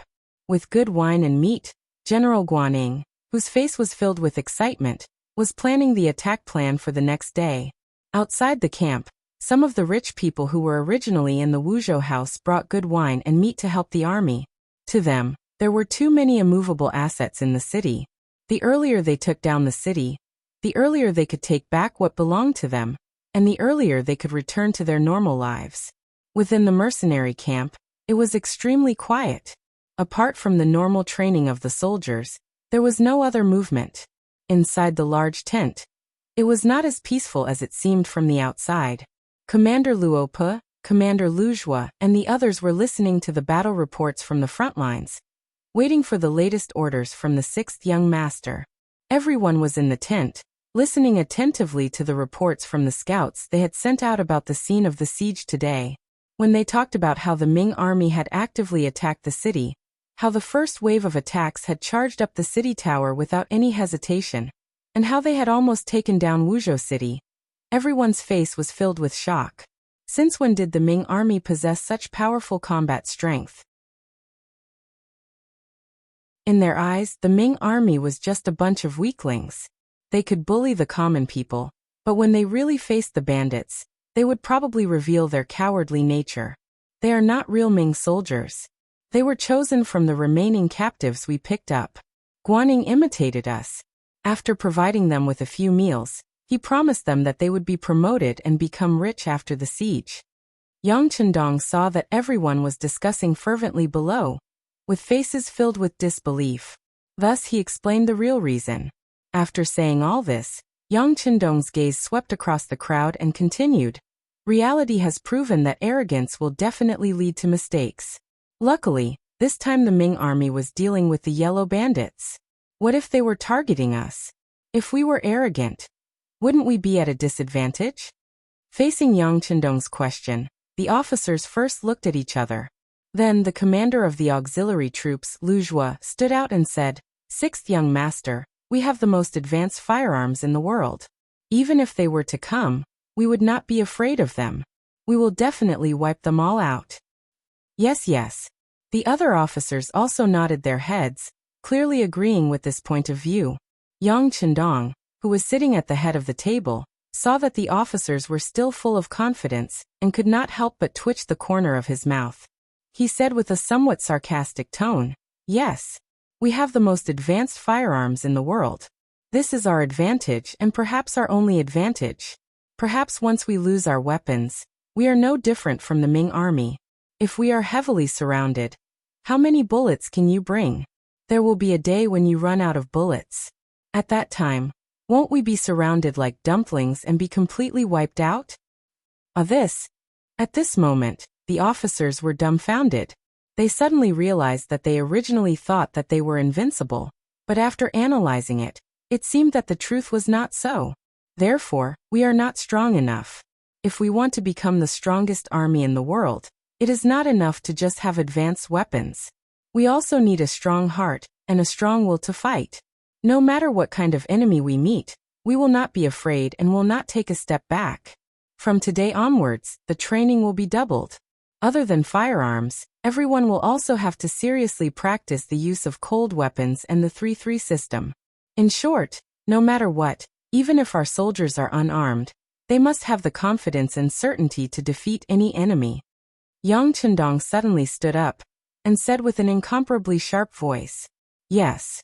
The officers below all stood up. The sixth young master had pointed out everyone's shortcomings, so they had to correct them. This was not as simple as following orders. At the crucial moment, a well-trained army would save their own lives. After having a unified order, the military camp began to get busy. Other than the necessary personnel on duty, the other members of the First Guard Squad went down to the various platoons to teach the soldiers close combat tactics. For example, Tiger's Mane, Qiuvi, Ba Daojiang, Pengyu and the others. Even Wang Yong, who had just joined the auxiliary soldiers, began to get busy. They all became instructor-like figures and began to walk into the military camp. They faced the normal soldiers and taught them the way of fighting. The Ming army and mercenaries were all hurrying their preparations. In the hall of the Wuzhou government yamen, the bandit leader Huang Yuliang was currently raging. He, who had gathered all the generals, first killed the general in charge of defending the city in front of everyone. Then he rewarded Zhu Fangyong, who had provided assistance. Afterwards, his anger seemed to have subsided greatly. Sitting on the seat of the former Wuzhou Zhizhou, he looked at everyone and said, "You have to know that once the city gate is broken, we will all die. Even if it is for your own safety, I ask that everyone do their best. I also ask that everyone follow General Zhu Fangyong's example." "Yes, young Master Huang." The high-ranking officers and leaders standing below all agreed. However, there were only a few people who truly listened to these words. Even Huang Yuliang did not have much confidence in his heart. "You can all leave. Manage your brothers well, and be prepared to go up the city gate tower to fight at any time. General Zhu stay." Waving his hand, Huang Yuliang had an expression of tiredness and irritation. "We will leave." After the other generals all cupped their fists and said this, they left in 2s and 3s. As they walked, they whispered something. It was clear that they were analyzing the situation in front of them. Some of them were probably even spreading words that were unfavorable to the bandit army. If this were in the past, no one would dare to do all of this. However, 2 of the 4 heavenly kings were dead, 1 was missing, and only 1 was left. In this situation, Huang Yuliang's control over the army was clearly not as good as before. At this moment, it seemed that he could only allow these people to casually say whatever they wanted. There was nothing he could do. Everyone left, leaving only Huang Yuliang, 2 guards, and Zhu Fangyong standing in the middle of the hall. "General Zhu, your performance today was very good. I am very satisfied." Huang Yuliang sighed as he looked at Zhu Fangyong, who was still able to organize a military force to fight against the Ming Dynasty in this chaotic world, and emerge victorious. This is all due to young master's good fortune. This general does not dare to claim credit. Zhu Fangyong did not forget to flatter Huang Yuliang. "How good. General Zhu is still the most loyal. This young master can rest assured when doing things." Huang Yuliang, who was extremely comfortable with this flattery, laughed heartily. Soon after, his tone changed. "General Zhu, this young master intends to hand over the task of guarding the city to you. How confident are you?" Zhu Fangyong, who was asked this question, was stunned at first, as if he was not mentally prepared. Then he half knelt and said, "Many thanks to young master for thinking so highly of me. Even if you hand over the defense of the city to me, I will do my best." In Huang Yuliang's eyes, Zhu Fangyong's words of loyalty naturally made him happy. However, what he valued more was how confident Zhu Fangyong was in defending the city. Thus he asked again, General Zhu, you still haven't said. If I hand over the defense of Wuzhou to you, will you be able to defend it? Zhu Fangyong slowly raised his head and looked at Huang Yuliang.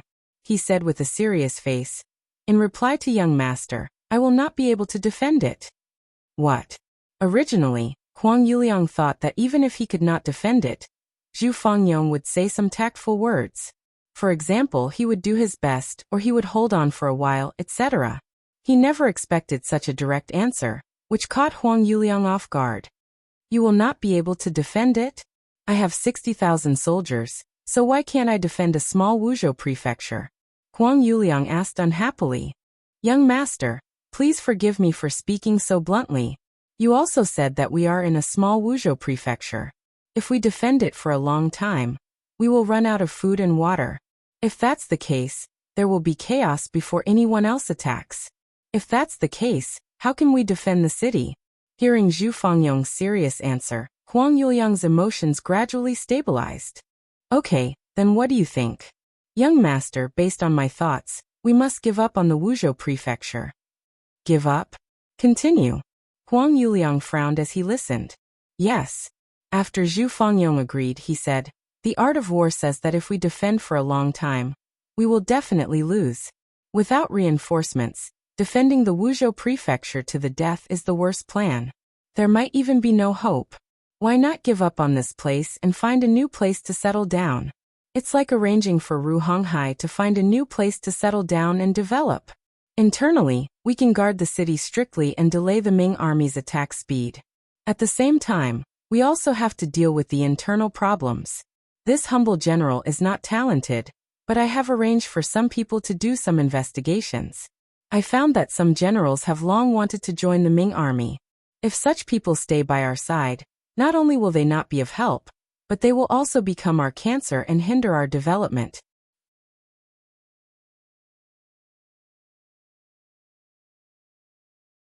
Chapter 395. Zhu Fangyong spoke with fervor and assurance, and Huang Yuliang listened very seriously. He only stopped talking after the time it took for a stick of incense to burn. Then he stared ahead without blinking, waiting for his young master to make the final decision. From Zhu Fangyong's words, Huang Yuliang knew that Zhu Fangyong had put in a lot of effort. At least, he had carefully considered their escape route. More importantly, Zhu Fangyong's words were clear and logical, and he had a plan for how to proceed step by step. This made Huang Yuliang very confident. An army was most afraid of doing things without a goal. This kind of army was like a headless fly, and was destined to have problems. From this, it could be seen how important a correct direction was. Huang Yuliang had already secretly approved of Zhu Fangyong's plan, but he still needed to ask for more details. Yes, General Zhu, please stand up. You said that you could let Heavenly King Ru find a new location, but do you have a plan? In reply to young master, I do have a plan. If possible, we can let Heavenly King Ru lead the army to the vicinity of Gaozhou Prefecture. That place is vast and sparsely populated, and the territory is large. There aren't any important towns around it, so it's beneficial for us to move around there. Once the time is right, we can raise our flag again and gather a powerful army. Zhu Fangyong, who was already prepared, explained the plan in one breath. Gaozhou Prefecture? Hearing this location, Huang Yuliang hurriedly searched for it on the map. Then he said with a suspicious expression, Isn't there also a Ming army in Gaozhou Prefecture? Previously, Heavenly King Sun Jianglong's army was defeated there. That's right, it's there. However, just like young master said, if you didn't expect us to go there, then the Ming army would be even more surprised. Taking them by surprise is in accordance with the art of war. We will have a chance to appear there when they least expect it.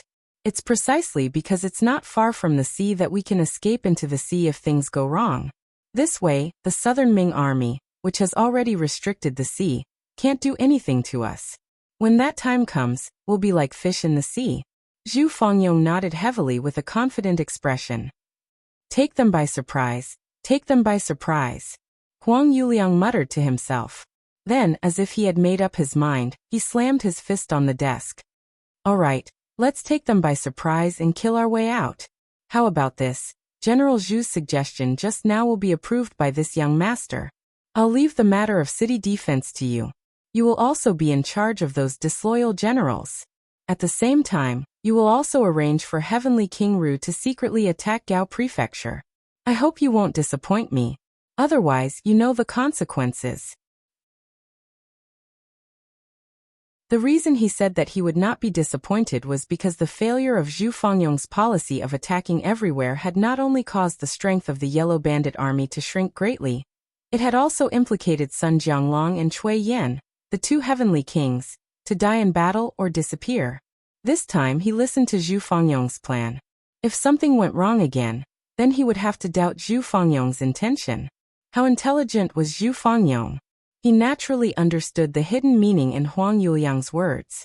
He immediately cupped his fist and said, I'm willing to guarantee with my life that as long as Heavenly King Ru is careful, once you suddenly appear in front of Gao Prefecture's city, no one will be able to stop you.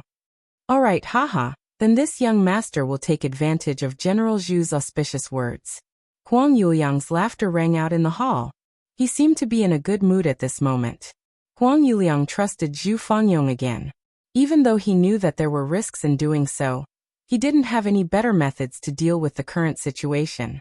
Thus, he might as well give it another try. Of course, he didn't completely trust Zhu Fangyong. He still arranged for a group of personal guards to follow Zhu Fangyong and watch his every move. If they discovered that Zhu Fangyong was doing anything improper, they would probably raise their blades and cut off his head. Zhu Fangyong didn't show any signs of resentment towards the fact that someone was watching him. On the contrary, he even entertained these people with good food and drinks. Furthermore, he would bring them along whenever he did something. He acted as if he was innocent and wasn't afraid of being investigated. After gaining Huang Yuliang's trust on the surface, Zhu Fangyong started to do things boldly. First, he captured some of the generals in the Huang bandit army who weren't ready to fight. Then, he stripped them of their military power and made them his subordinates. At the same time, he strengthened the defense of the city and made it look like he was going to fight to the death with the Ming army. Zhu Fangyong's deployment was well planned and orderly. This caused the Ming army to face a lot of trouble in the next few sieges. There were many casualties in the fierce battle above and below Shuangfang City. In the end, they managed to protect the Wuzhou prefecture and didn't let the Ming army enter the city. With the city protected, Huang Yuliang was naturally much more satisfied with Zhu Fangyong. At this moment, news came from Heavenly King Ru. They followed Zhu Fangyong's suggestion and suddenly appeared outside Gaozhou prefecture. As expected, they didn't spend much effort to retake the city. With this, they found a new path of retreat for the Huang bandit army. After hearing this news, Huang Yuliang was naturally elated and had a higher opinion of Zhu Fangyong. As Gaozhou was taken down, the Huang bandit army had a path of retreat. Huang Yuliang started to make arrangements to leave Wuzhou prefecture. For this, he once again called Zhu Fangyong over and asked him for a plan. After Zhu Fangyong, who was covered in blood and killing intent, entered the Great Hall, there was already a seat waiting for him. According to Huang Yuliang, after this battle, he would promote Zhu Fangyong to one of the 4 heavenly kings. Thank you, young master, Zhu Fangyong said gratefully. Haha, Fangyong, there is no need to be angry. Now, can you tell me how we are going to retreat safely? Huang Yuliang said with a smile. Yes, young master. This is what I think. Below Wuzhou City, Guanning and Ma Wei rode on their horses tiredly, looking at the Wuzhou prefecture that they had not been able to take down and the corpses on the battlefield. Their faces were filled with doubt and regret. They could not understand why the seemingly unstable Wuzhou City had almost taken the city in the first attack and still remained standing under the numerous fierce attacks they launched. On the contrary, they had lost soldiers and generals. Putting aside the fact that most of the Huang bandit captives had died in battle, even the original 4,000 Ming soldiers had lost close to 3,000 men. Why had they still not taken the city? After 7 or 8 sieges, including the captives, they had 8,000 men. But now, they did not even have 2,000 men left. Most of them were injured. This was a result that Guanning and Ma Wei could not accept. Especially the latter, who had already given the order to stop the siege. Ma Wei was the commander of the Guangdong Guards. No matter if he was a general or a commander, he had to have soldiers under his feet to be able to use his power. But now, he had almost used up everything, so it was no wonder that he would suddenly give the order to stop the siege. Guanning did not understand this matter, and had even argued with Ma Wei because of it. In his words, he had lost a lot of men, and was under a lot of pressure. The Huang bandit army was also not having a good time. Now it was up to who could last longer. Perhaps after another fierce siege, they would be able to take down the city tower, and take down the Wuzhou prefecture. Ma Wei shook his head and did not agree with Guan Ying's words. Disregarding everything else, even if they took down the Wuzhou prefecture, with the amount of military power he had, it would be difficult for them to do much.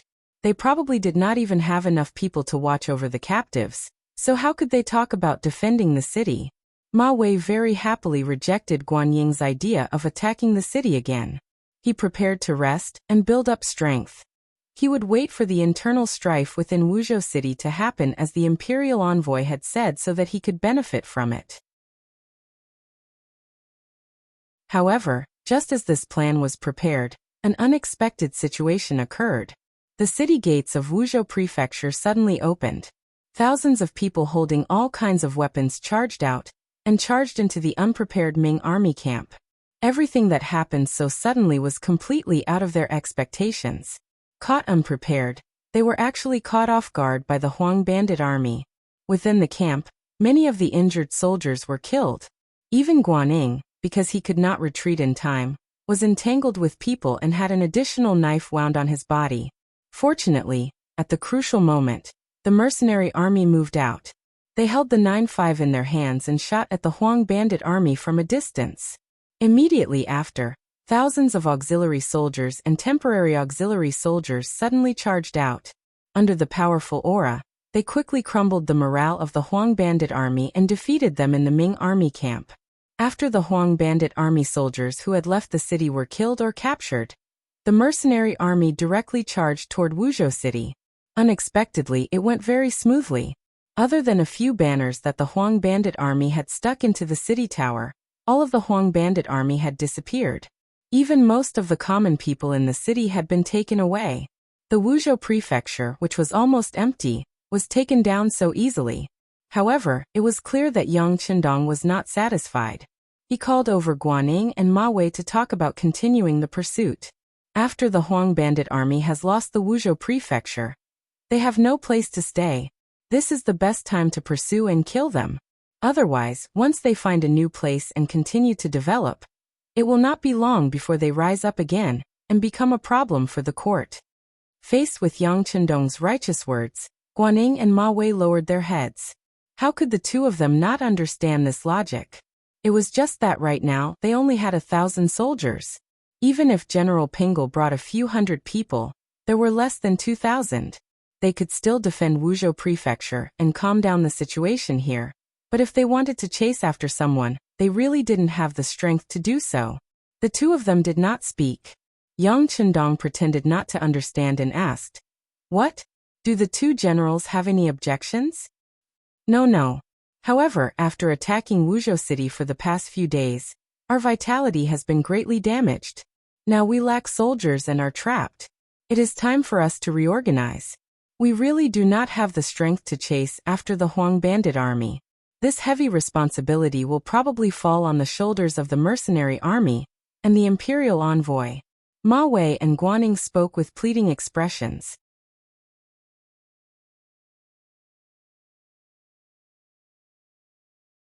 Chapter 396.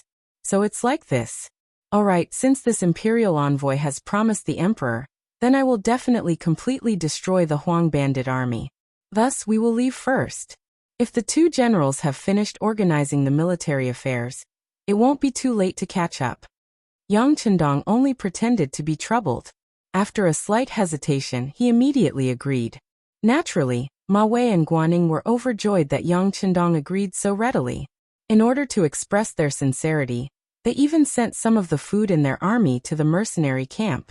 Then, they watched as the mercenary army left Wuzhou to chase after the Huang bandit army. No matter what, The matter of the Huang bandit army has been taken care of. Soon, we will be able to report to the emperor." Ma Wei muttered to himself. When Guaning heard these words, his self-reproach lessened a lot. What the two of them did not know was that all of this was Yang Chendong's plan. Zhu Fangyong's action of leaving the city was one of his plans. The reason why he did this was because he had an even bigger goal, which was to completely destroy the Huang bandit army. The development of Qiqian City and Ryukyu Island needed people the most. Only with enough people could one do more things, expand one's army, and expand one's own power. It was because of this point that Yang Chendong's plan for the Huang bandit army was not to destroy them, but to make them prisoners. It was only about Ying and Ma Wei. They might be able to get some of the captives to become soldiers, but to get all of them to become their captives and be sent to Ryukyu Island was basically impossible. In order to achieve this goal, the first thing to do was to exhaust the Ming army's power, so that they had no time to worry about other things. Thus, he sent a letter to Zhu Fangyong to use war to exhaust the Ming army's power. Using this, Zhu Fangyong could send some of the Huang bandit army's members who did not obey him or had bad attitudes to the battlefield, and use the Ming army to eliminate them. Facts had proven that this plan was appropriate and successful. During these days of defending the city, Zhu Fangyong had received Huang Yuliang's trust and delegated power to him. Taking this opportunity, he had successfully eliminated the dissidents. In the end, he had sent those who didn't listen to him, or those who were truly evil, to the defense of the city tower. Most of the people in the Huang bandit army were people who were forced to join. They were not loyal to young Master Huang, and did not have a sense of belonging to the Huang bandit army. As long as they had the right opportunity, they could become good citizens again. When they reached Ryukyu Island, they might even become useful talents there. After the plan was successfully implemented, Yang Chendong led the mercenaries out of the Wuzhou prefecture and headed towards Gaozhou. Even when they were leaving the city, they still brought the gratitude of Ma Wei and General Guaning. Of course, in Yang Chendong's eyes, the more benefits he got from others, the better it would be for him. Quickly inform Battalion Commander Wu Sheng that we can close the encirclement and lock onto the target. After giving the secret order to Tiger's Mane, Yang Chendong turned around to look at the army in his hands. With Kong Chuanxin's Cold Front 3rd Battalion and an auxiliary battalion, the army he led had grown even stronger. Adding on the temporary auxiliary soldiers he had recruited along the way, the total number of soldiers had increased to nearly 7,000. Perhaps an army of 7,000 might not be much in the eyes of others, but if these people were mercenaries, they would be able to fight against an army of tens of thousands or even hundreds of thousands. Moreover, they would have a high chance of winning. Huang Yuliang listened to Zhu Fangyong's suggestion and first sent his only heavenly king, General Ru Honghai, to attack Gaozhou Prefecture. After occupying the city, he gave up on the entire Wuzhou Prefecture and led most of the citizens to Gaozhou City in the southeast. Huang Yuliang didn't understand why he had to lead 40,000 citizens in Wuzhou Prefecture. However, because Zhu Fangyong's method of dealing with the enemy was very timely, he didn't ask any further. Now that they were out of Wuzhou Prefecture, the remaining 50,000 Huang bandits and 40,000 citizens were walking on the official road. Only then did he have the time to ask for the reason, and order someone to call Zhu Fangyong in front of him. "General Zhu, you have worked hard this time. You have done well, and this young master is very satisfied. However, why did you bring the citizens of Wuzhou Prefecture? General, what can you tell me?" Huang Yuliang first expressed his admiration, and then asked the question in his heart. "Young master, you are very knowledgeable. You must have heard that water can carry a boat, but it can also capsize a boat. If you want to change the world, you must first obtain the support of the citizens because they are the foundation of a country. This is why I brought them this time. There are also 2 benefits." Zhu Fangyong, who had been prepared, didn't use much effort to answer this question. 2 benefits? What are they? Huang Yuliang became spirited and asked curiously. "First, young master didn't forget to take the citizens with you when you left the city. This is enough to prove that you have the citizens in your eyes and treat them as your own people. If this matter spreads out, won't young master's good name spread far and wide? This is a way to buy people's hearts without spending money." Second, when an army marches, there are always things that require manpower. For example, transporting grain, cooking, and washing for the soldiers. We men can't do these things well. With these people, it means we have a lot of free labor. Why not? With their hands free, our soldiers can focus on traveling and recover their energy. Once we fight with the Ming army, they will be able to use their strength better. Isn't this the best of both worlds? General, we have robbed so many cities. Right now we don't lack grain and even have money left over. Isn't it a good thing that we can use the extra grain to get so many people to work for us? As for when we don't have enough grain in the future, we can think of a way to get them to leave. At that time, no matter where they go, they will think of young master's kindness and want to eat and wear warm clothes with you. If that's the case, once they hear about your news, who wouldn't want to come and seek refuge with you? Why would we worry about not having enough soldiers? Wouldn't the army grow stronger? Zhu Fengyong said a lot in a row. Every time he mentioned something, Huang Yuliang felt his eyes light up. Good. General Zhu is indeed farsighted. With General Zhu, there is no need to worry about the world being unstable. Like this, from today onwards, General Zhu will be one of the 4 heavenly kings under this young master. Hearing this reward, Zhu Fengyong's heart was filled with joy. However, he still pretended to be grateful. Many thanks for young master's nurturing. Fengyong will definitely do his best to repay young master's kindness. Haha, well said, well said. Huang Yuliang laughed heartily. He was happy that he had obtained such a loyal and capable subordinate. However, he didn't know that from now on, his little life was in the hands of others. Zhu Fengyong had officially become one of the 4 heavenly kings. This made his authority grow unprecedentedly. Many military leaders used the opportunity to congratulate him to express their loyalty. As a result, his influence in the Huang bandit army grew larger and larger. In fact, he could even make decisions on many matters without needing to report to Huang Yuliang. All of this gave Zhu Fengyong more support for his plan to complete the 6th young master. Gaozhou Prefecture.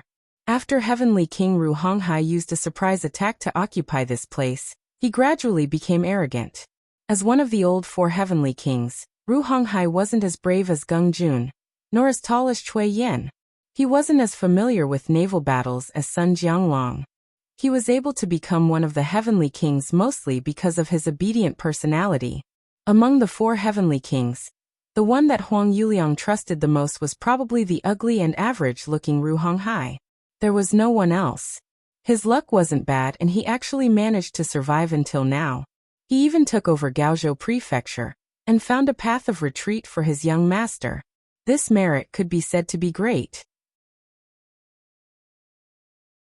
There was also news in the army that when young Master Huang arrived at Gaozhou Prefecture, Ru Honghai would become the leader of the 4 heavenly kings. This kind of rumor naturally reached Ru Honghai's ears. It gave him a feeling of complacency, as if he didn't put the heroes of the world in his eyes. Due to his arrogance, the defense of Gaozhou Prefecture became lax. Or it could be said that Ru Honghai never thought that someone would target him. After all, from the news from the scouts, there weren't any Ming army forces near Gaozhou Prefecture. But in reality, there was a cold vanguard unit in Gaozhou City that could take his life. The leader of this unit was the Cold Vanguard 2nd Regiment 1st Battalion's commander Wu Sheng. In such a large city, as long as there were sufficient preparations, the existence of 400 people could be concealed without revealing themselves. Not to mention, these 400 people were all well-trained elites who had learned the art of camouflage. Previously, the Gaozhou Prefecture was breached by Wu Sheng and his men, which gave him ample time to hide. When Ru Honghai brought the Huang bandits into the city, the auxiliary camp retreated according to plan. Only Shao Prefecture's General Yu Guang, and less than 1,000 people were left here to resist for a while before they couldn't leave. The effective resistance still existed. This strengthened Ru Honghai's belief that the Ming army was inferior to him. It also created enough opportunity for Wu Sheng and his men to stay. As Ru Honghai's troops occupied Gaozhou Prefecture for longer and longer, the time for Wu Sheng's Cold Vanguard unit to act was also getting closer and closer. Inform everyone it's tonight. Finally, when the scouts of the Security Bureau infiltrated Gaozhou Prefecture, and successfully contacted Wu Sheng. The orders from above were also delivered. The Cold Vanguard unit was about to act.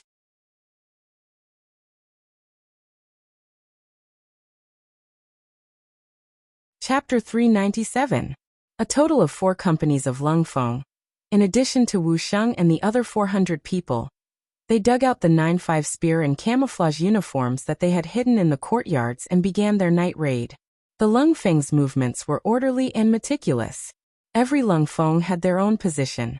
For example, who was in charge of dealing with the sentries, who was in charge of stopping the attack, who was in charge of seizing the city gate, who was in charge of capturing Ruhonghai, etc.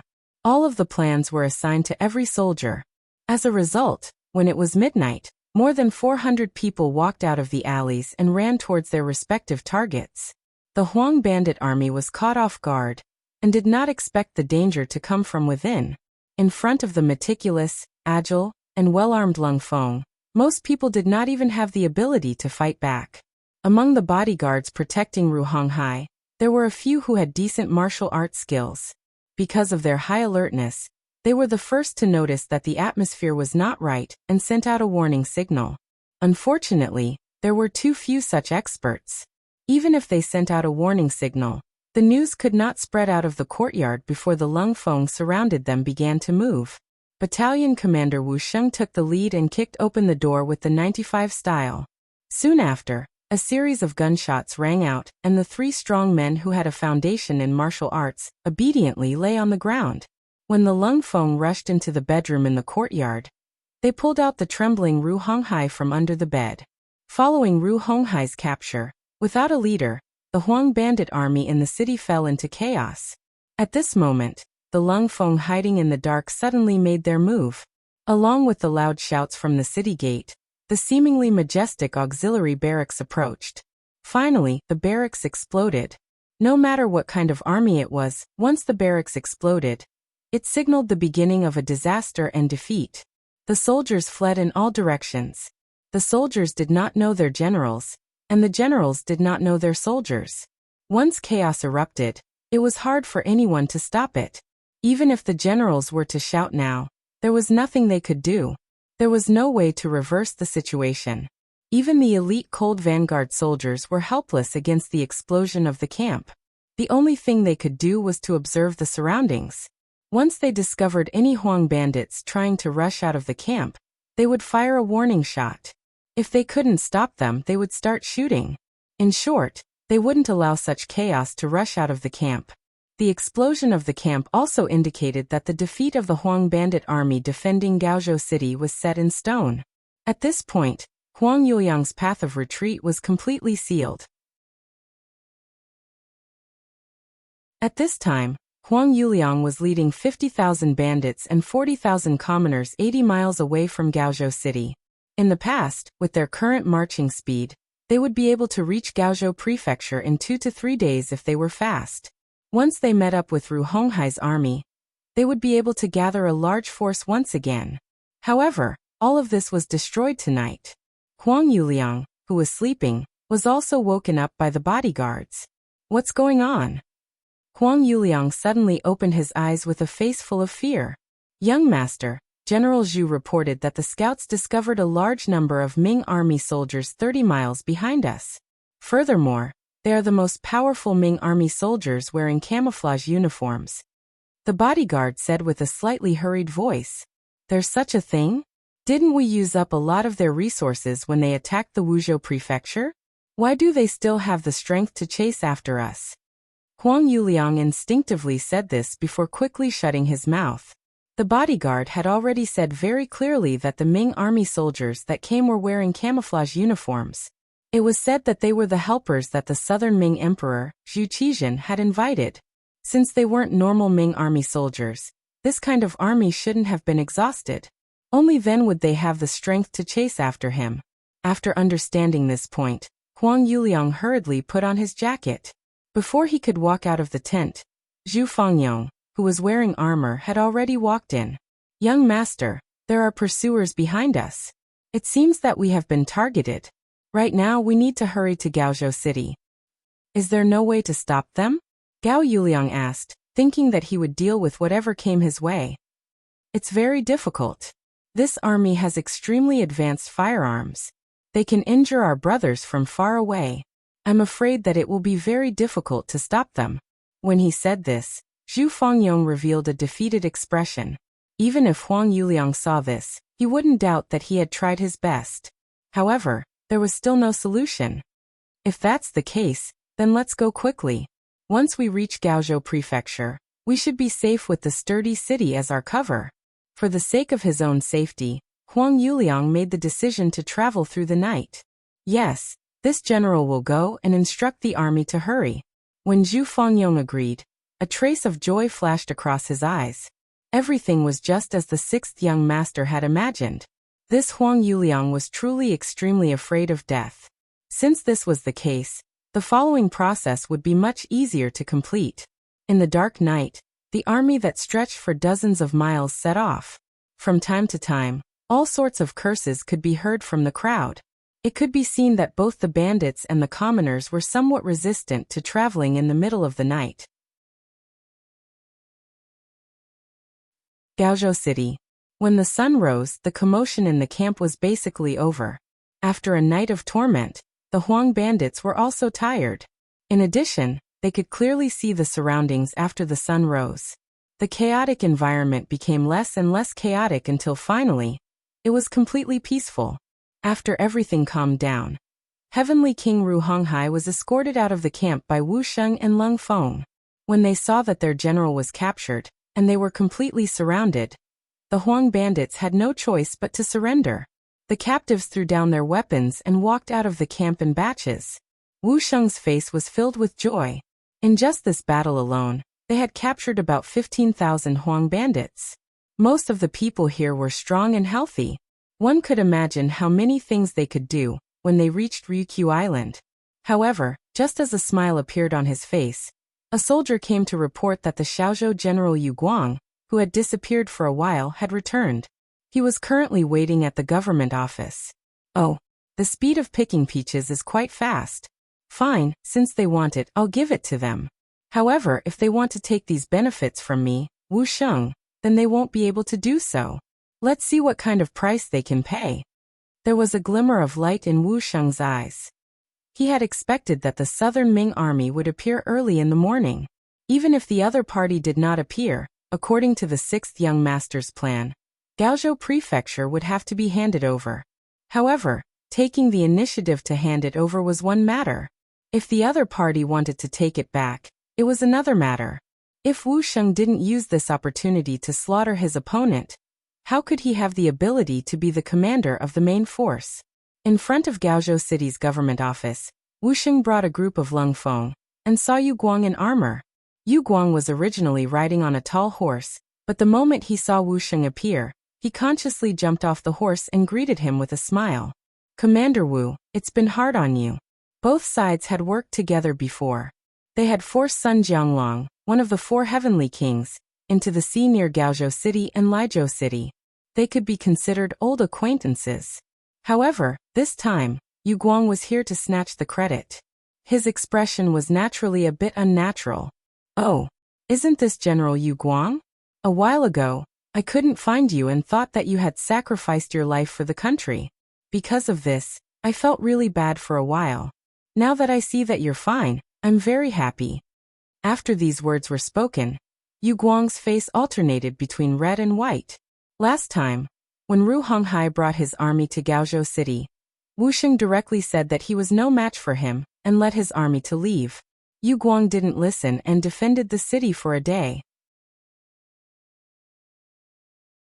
In the end, because he didn't have enough troops, he escaped from Gaozhou City. It was after that there was a gap between the two of them. Now that Wu Sheng said this to him, he was just venting his anger. Yu Guang, who knew that he was in the wrong, didn't listen to Wu Sheng when they defended the city last time. Now that he wanted to take advantage of the situation, his expression was naturally very unnatural. However, when he thought about how he could take the credit for taking down Gaozhou City, it would greatly make up for the crime of losing Gaozhou City last time.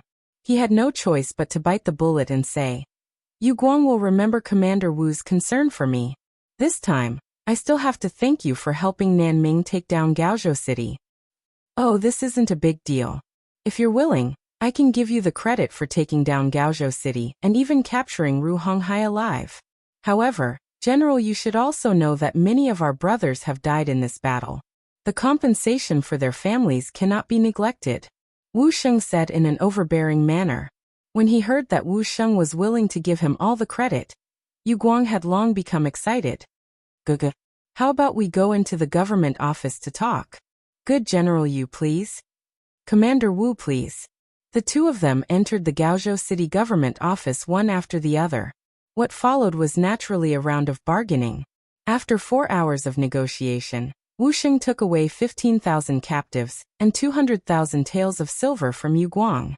The amount of silver wasn't much. Furthermore, Yu Guang used his identity as a general of Nanming to borrow it from the rich gentry in Gaozhou City.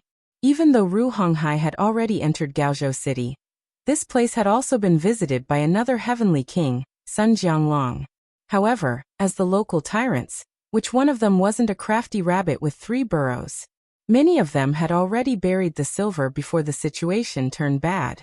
It wasn't something that the Huang bandits could find in a short period of time. However, Yu Guang used his identity as a general of Nanming to negotiate with the rich gentry, and quickly obtained 200,000 silver.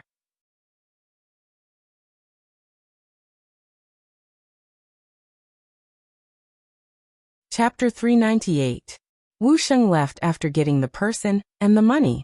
At this moment, he still had more important things to do. This was also the most important and final part of the plan. It was very crucial. If not for this, how could a mere 200,000 taels of silver be enough to send him off? Gaozhou City had already changed hands. Huang Yuliang was completely unaware of this matter. It was only when the sky turned dark on the second day that the scouts at the front reported back that Heavenly King Ru Honghai had been captured by the Southern Ming Empire's army. After running for an entire day and night, whether it was the generals, soldiers, or commoners, they were all extremely tired. According to Huang Yuliang's thoughts, he had to get a good night's sleep no matter what. However, when this news came, he completely panicked. He, who had no way out, suddenly lost all hope. At this time, Zhu Fangyong also came in front of Huang Yuliang. Young master, this matter is sudden, but we still have a way out. Oh, what other way is there? Hearing that there was still a way, Huang Yuliang, who had lost all hope for the future, regained a trace of vitality. Young master, Gaozhou City has been occupied, but we still have Laizhou City. If not, we can still take a ship to the sea. Right now, the most important thing is to immediately arrange for people to scout the way. Also, arrange for people to buy ships with gold and silver. As long as we are on the sea, the Southern Ming army will not be able to do anything to us. Zhu Fangyong said. That's right. As long as we are on the sea, the Southern Ming army will not be able to do anything to us. Good, let's do that. Huang Yuliang had completely lost his ability to judge. He really did whatever Zhu Fangyong told him to do. He immediately ordered people to take a lot of gold and silver and prepare to transport it out. Then he arranged for 2,000 trusted soldiers to scout the way to Laizhou City and the sea. These 2,000 people were extremely trusted by Huang Yuliang. Most of them had followed his father, Huang Xiaoyang, into the army and were the most trustworthy existences. Even when he was in trouble, he didn't send these people out.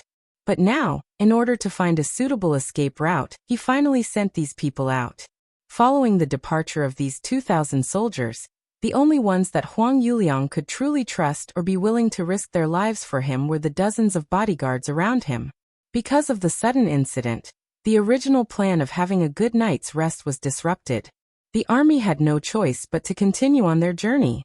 For a moment, the curses in the army grew even louder, but this was no longer a problem that Huang Yuliang was concerned about. 30 li behind the Huang bandit army, the cold vanguard army had already stopped. They began to set up camp and cook. With the speed of the Lung Feng soldiers, it was not difficult for them to catch up with the Huang bandits. However, it would be extremely difficult for him to obtain nearly 100,000 gold coins. In order to drive them into the pocket, Yang Chendong did not ask the warriors to travel through the night. Instead, he followed them at a leisurely pace. When it was time to eat, one would eat. When it was time to sleep, one would naturally need to sleep. Not only that, in the military camp, other than the necessary troops who were responsible for keeping watch at night, the other soldiers also had a party after dinner. Third Madame Shui and Miss Sumaner also offered up songs and dances. It was truly a joyous scene. In the process of chasing an opponent, it was probably rare to see an army like Yang Chendong who could be at a leisurely pace, and even have a party in the military camp. From this, it could be seen that the result of this battle had probably been predicted by the youngest loyal and daring general of the Ming Dynasty. Furthermore, everything was developing smoothly according to his plan. It was late at night. The soldiers who were having a party had all returned to their tents to rest. However, some of the tents were still lit. For example, in the tent that Su Maner was in, the lights were not extinguished. Not only that, but the master and servant were sitting there and chatting without any signs of sleepiness. This imperial envoy is truly carefree. This is war, yet he is not in a hurry to travel. He even has this party that he speaks of. What is he thinking? Servant Xiao Yun thought about how during the party, Yang Chendong was beside the bonfire and dancing with the soldiers under him. She felt that it was unbelievable. In her impression, all of the important officials were dignified and serious. They had a straight face every day as if they had the words, "Do not get close to strangers," written all over their faces. How could there be anyone like Yang Chendong, who would be so close to normal soldiers? However, thinking about it from another perspective, this imperial envoy was truly too young. It was not strange for him to have such actions. However, when she thought about how this kind of person was the target of the master and servant, someone they had to kill, she couldn't help but feel a wave of self-blame and depression in her heart. In the end, Xiaoyan was still young. Although she knew what her mission was, she was still young and could easily be influenced and changed by the surrounding environment. In the beginning, she had heard that this imperial envoy was very lustful and would not shrink from any crime. Originally, there was no burden in killing this kind of person. Not to mention, once the goal was achieved, the young miss would be freed. With all these benefits, Xiao Yun agreed without much thought. However, after these days of contact, she realized that the truth was different from what she had heard. Let's just say that Yang Chendong was lustful. It had been nearly 2 months since the young miss had taken the initiative to send herself to his door. But Yang Chendong had not done anything frivolous. He even turned a blind eye to it. This was completely different from the lustful person that was said to be. Not to mention a lustful person. With Su Maner's beauty, even an ordinary man would not be able to remain indifferent. This could be seen from the cold eyes that looked at the young miss. However, Yang Chendong was able to control himself. Not only did he never show anything, but he also had very little contact. On the contrary, he took great care of them in their daily lives. In the past 2 months, Xiaoyan had come into contact with many new things, such as toothpaste, toothbrush, soap, perfume, mirror, and all kinds of beautiful clothes. Yang Chendong had sent many people to deliver these things, but he did not show himself. Xiaoyan couldn't understand all of this. She couldn't understand. In fact, not only the maid Xiaoyun, but even the master Su Maner could not figure it out. As the head of the courtesans by the Qinhuai River, she usually came into contact with all kinds of men. Among them, there were princes and nobles with good family backgrounds, some young masters who boasted of their talents, and some Casanova young master with rich families. But no matter what, there was something in the way these people looked at her. It was a kind of possessiveness, a kind of desire for her body. However, this kind of gaze had never appeared in Yang Chendong's eyes. So much so that Su Maner suspected whether he was a normal man. However, this kind of suspicion was completely dispelled after she came into contact with the 2 madams, Hu Yan and Madame Shui. Sometimes, when she went to greet them in the morning, she could clearly see the satisfaction in the eyes of the 2 madams. Although Su Maner was still a virgin, she had been taught about the matters between men and women by her mothers. Naturally, she could see some of these things. The spring that flashed on his face was definitely not something that could be faked. Then the question was, why did such a normal man turn a blind eye to her?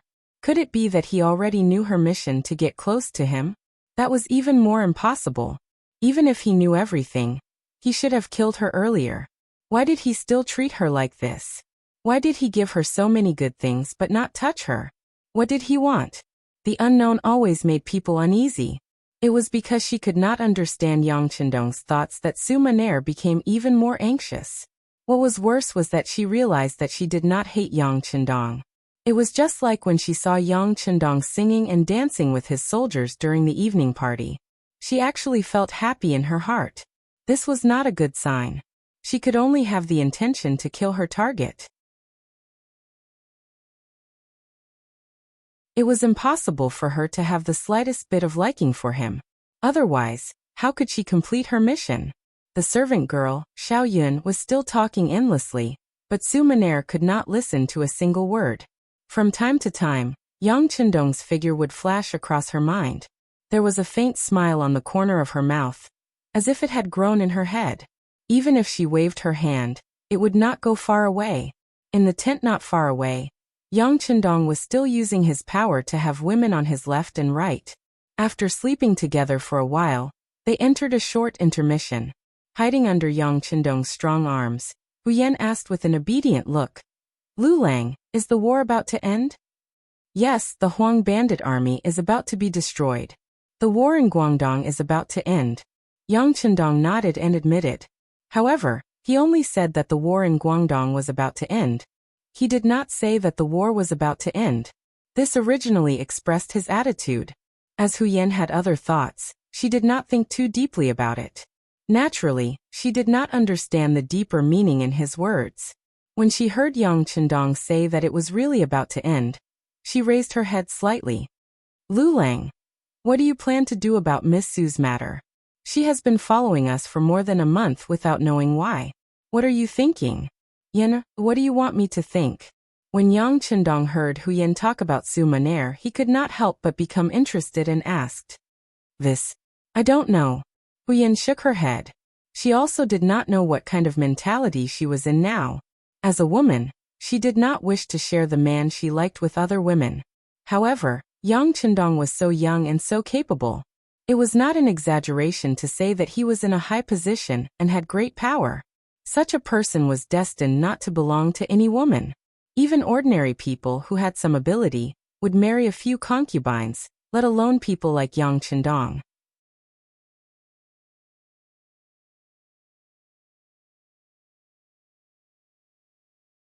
Chapter 399. In Hu Yan's eyes, Lu Lang would marry a lot of concubines in the future. As the legal wife, she was also his wife. What she could do was to arrange such things. At least, she could not let outsiders say that she was a jealous woman. This was also one of the responsibilities of a legal wife. It was because of this that she asked about Su Maner. Hu Yan did not know what Yang Chendong was thinking, so she naturally said that she did not know what to do. On the other side, Madame Shui, who was being hugged on the other side, said in a low voice, "Husband, sister, I think Miss Su is very good, especially her singing and dancing skills. I can't compare with her." "Silly girl, there are many people who are good at singing and dancing in this world. Does it mean that they are all good people?" Yang Chendong could not help laughing after hearing Madame Shui's words. "No, I can feel that Miss Su is kind in nature, but I just feel that she has something on her mind. She always gives people a feeling that she is neither close nor distant." Madame Shui was afraid to leave a silly impression in Yang Chendong's eyes, so she explained in a low voice. As soon as these words were said, Yang Chendong's expression became much more serious. Even Madame Shui could feel it. It seemed that Miss Su's mind was not small. It was not good for her health if it went on like this for a long time. Should he do something? Or could it be that some things could be laid out in the open? At this moment, many plans flashed through Yang Chendong's mind. Su Maner's matter was about to be destroyed along with the Huang bandit army. It was time to solve it. On the official road from Gaozhou to Laizhou, nearly 100,000 people were walking slowly. They had not had a good rest for 2 days and 2 nights. The mental state of the whole team was depressed to a certain extent. Huang Yuliang, who was riding on the horse, looked at all this anxiously. He could not see where the bright future lay. More importantly, The 2,000 trusted subordinates he sent out had already sent back news that they had arrived at Liezhou Prefecture and discovered the presence of the Ming army. However, their numbers did not seem to be large, and they might have a chance to attack the city. However, when it came to military operations, they still needed the young master to personally give the order. After all, they originally only wanted to complete the reconnaissance mission. Young master, the team's condition isn't good. Even if we reach Liezhou, I'm afraid we won't be able to complete the mission. Zhu Fengyong followed beside Huang Yuliang and said with a worried expression. General Zhu, do you have any ideas? Huang Yuliang placed his last hope on Zhu Fengyong. Young master, I have a suggestion. We should pick out some elite soldiers and arrange for them to rest. Then we should rush to Liezhou City first and attack that place. Only then will the army have a way out. Zhu Fengyong said with a serious expression, as if he was worried about the army and the people. All right, then I'll have to trouble General Zhu to lead the team. At this time, only General Zhu can do things personally to make this young master feel at ease. Nodding lightly, Huang Yuliang placed his last hope on Zhu Fengyong. The 4 heavenly kings under him had either died in battle, been captured, or disappeared. There were not many people in the army that he could truly trust. Even Zhu Fengyong could not make him completely trust him. However, at this moment, Huang Yuliang did not have any other choice. He could only take a gamble. Zhu Fengyong did not immediately agree. Instead, he said with a thoughtful expression, I do not dare to disobey young master's orders. However, if we want to storm Liezhou Prefecture, I'm afraid we will need young master's 2,000 trusted soldiers. If I may be so bold, I would like to ask young master to write a letter and have those people listen to your orders. Frowning, Huang Yuliang said with some suspicion. Do we really need these 2,000 trusted soldiers to act personally? Can't General Zhu take a few more people from the army to storm the city? Huang Yuliang didn't seem willing, and this was within Zhu Fengyong's expectations. Therefore, after hearing Huang Yuliang's words, Zhu Fengyong had an awkward expression on his face. Young master, as you can see, the army has been rushing through the night, and their condition is no longer the same as before. If we don't attack Liezhou City in one go, I'm afraid that the morale of the army will be shaken. If that happens, I'm afraid that the situation won't be good. Zhu Fengyong's words were very reasonable. The art of war was about winning a battle in one go. Once the battle became a battle of attrition, there would be pursuers behind and obstructions in front. The current Huang bandit army would not be able to handle it. For the sake of the big picture and his own safety, Huang Yuliang lowered his head and thought for a few breaths of time. Then he nodded and said, Fine, since this is the case, I will hand the 2,000 men over to General Zhu. I wish you victory. As you wish. In the following time, Huang Yuliang personally wrote a letter to Zhu Fengyong. This was equivalent to handing over the command of the 2,000 soldiers to Zhu Fengyong. Following which, Zhu Fengyong selected 3,000 strong young men from the 50,000 strong army and rushed towards the Liezhou ahead of everyone else. Young master, General Zhu left. Other than the weapons he carried with him, he did not take any gold or silver. The person in charge of watching Zhu Fengyong came to Huang Yuliang's side and reported in a small voice. Understood. Huang Yuliang's expression clearly relaxed a lot after hearing this news. He was worried that Zhu Fengyong would think of a way to escape when he saw that the situation was not good. However, if he did not take any gold or silver with him, it was unlikely that he would not return. If this was the case, then he could relax a lot. In his heart, he prayed that Zhu Fengyong would successfully take down Liezhou City. This might be his only chance and hoped to turn things around. On the second day, the army passed through 5 miles of Gaozhou City. They could already see the tall city walls in the distance. They could also see the sun and moon banners there.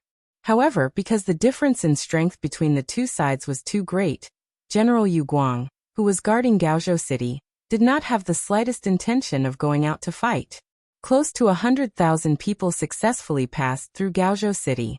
Soon after, good news came from the front lines. The letter was personally written by Zhu Fengyong. He said that he brought people to Liezhou City in the night. After reporting to his 2,000 soldiers, he launched an attack on the city at dawn. Because the soldiers sacrificed their lives and there were not many Ming Dynasty soldiers guarding Lizhou City, the battle ended in one battle.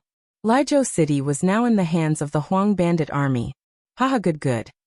Seeing this news and seeing that the army had successfully passed through Gaozhou City, the tiredness of the past few days was swept away.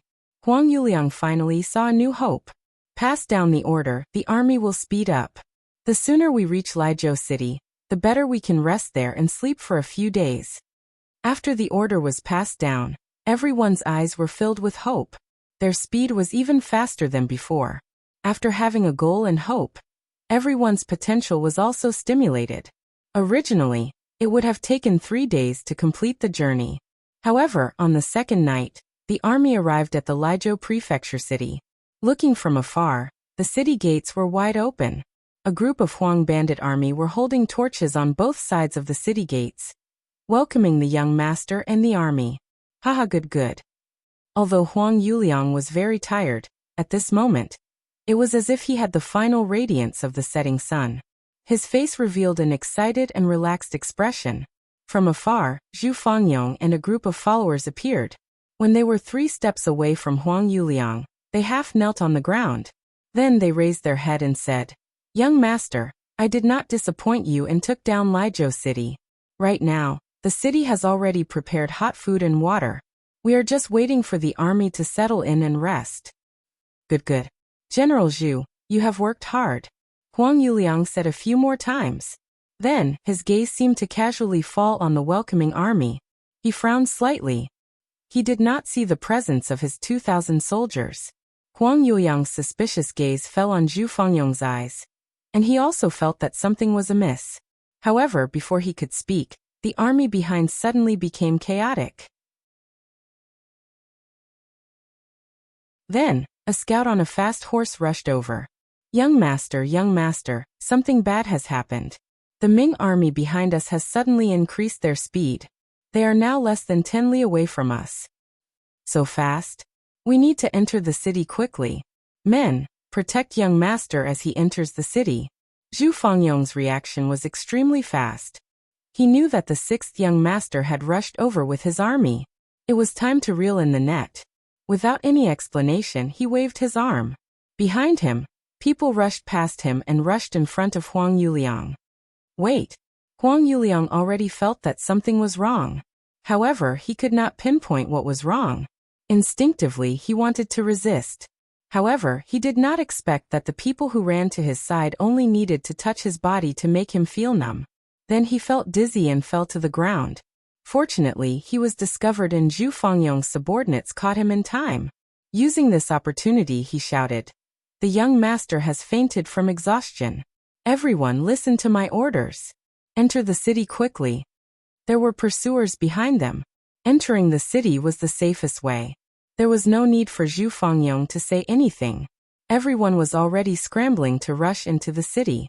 At this moment, these people walked as if they were flying. How could they be tired at all? With everyone's concerted efforts, they finally entered the city when the Ming army was 2 li away from the city.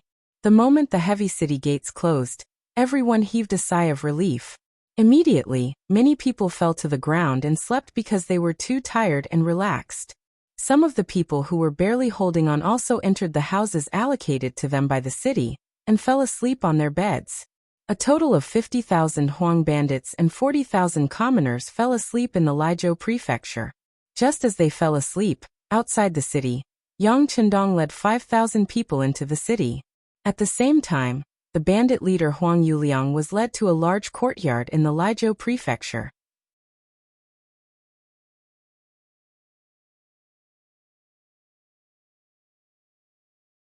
Chapter 400. When Huang Yuliang could not see the 2,000 soldiers he sent outside the city, he began to have doubts in his heart. It was only because of the battle report from behind that he put down his thoughts and hurried into the city. However, as soon as he entered the city and entered his large courtyard, which was also when he separated from the army, over 100 vigorous men rushed out from all over the courtyard. The dozens of guards around him were quickly killed, and he was also tied up with ropes. Huang Yuliang, whose mouth was gagged and could not speak, was furious. However, with his body tied up, he could only struggle with all his might to express the dissatisfaction in his heart. All of this continued until he was sent to the magistrate's office and saw a young man sitting high above. Beside the young man was Zhu Fangyong, whom he had once given great authority to. Only then was the white cloth in his mouth taken off, and what followed was a torrent of curses. Zhu Fangyong, this young master has treated you well. How can you do this to me? After the white cloth was removed, Huang Yuliang's shouts could be heard. After being tortured for so long, how could he still have the strength to shout? You have treated me well? You can ask yourself, when have you truly trusted me? Bring him in. Facing Huang Yuliang's questioning, Zhu Fangyong's expression did not change, and he shouted outside. Following this shout, a man with a face full of sideburns was quickly brought in. Just like Huang Yuliang, his entire body was also tied up. Upon seeing this person, Huang Yuliang was dumbfounded. Of course, he recognized the person who was tied up. This was the assistant he had secretly arranged by Zhu Fangyong's side. He was also a spy, and his name was Lu Chang. Normally, everything about Zhu Fangyong was secretly reported to him by this person. When Lu Chang appeared, Zhu Fangyong looked at Huang Yuliang and said, "Since you trust me, why did you arrange for someone to secretly monitor me? Moreover, you even ordered him to kill me on the spot if he discovered that I had any thoughts of rebelling. Can this also be called treating people well?" These words were naturally from Lu Chang. Hearing this, Huang Yuliang knew that there was no way to salvage the situation. He didn't want to dwell on this matter anymore. Instead, he changed his tune and scolded. "Zhu Fangyong, you are a despicable person who betrays his master for glory. Today, you can betray me to curry favor with the Southern Ming Empire. Who knows if you will betray your current master to curry favor with someone else one day. You are such a two-faced person. You have no ruler, no father, no heaven, and no earth. You deserve to be punished by everyone." This was Huang Yuliang's counterattack before his death. When he knew that the matter was over and everything was irreversible, he set up another trap before his death. He could already tell that the one in control here was not Zhu Fangyong, but the young man sitting at the head of the table. Even so, his accusation before his death would definitely be like a thorn in the young man's heart. Once there was an opportunity, today's words might become the step that would lead Zhu Fangyong to the guillotine. Zhu Fangyong understood the meaning behind Huang Yuliang's words, and his face turned ugly. Although he was ordered to go undercover this time, in order to gain Huang Yuliang's trust, he had indeed put in some effort and emotions. He had even said some overboard words. However, that was only because the situation forced him to do so. However, if someone were to repeat what he had said back then, he wouldn't be able to defend himself even if he had 100 mouths. When Huang Yuliang's expression changed, he also laughed out loud. He noticed that not only did Zhu Fangtong's expression turn ugly, but the young man sitting at the head of the table also had an unhappy expression. Did this not prove that the thorn he planted had already taken effect?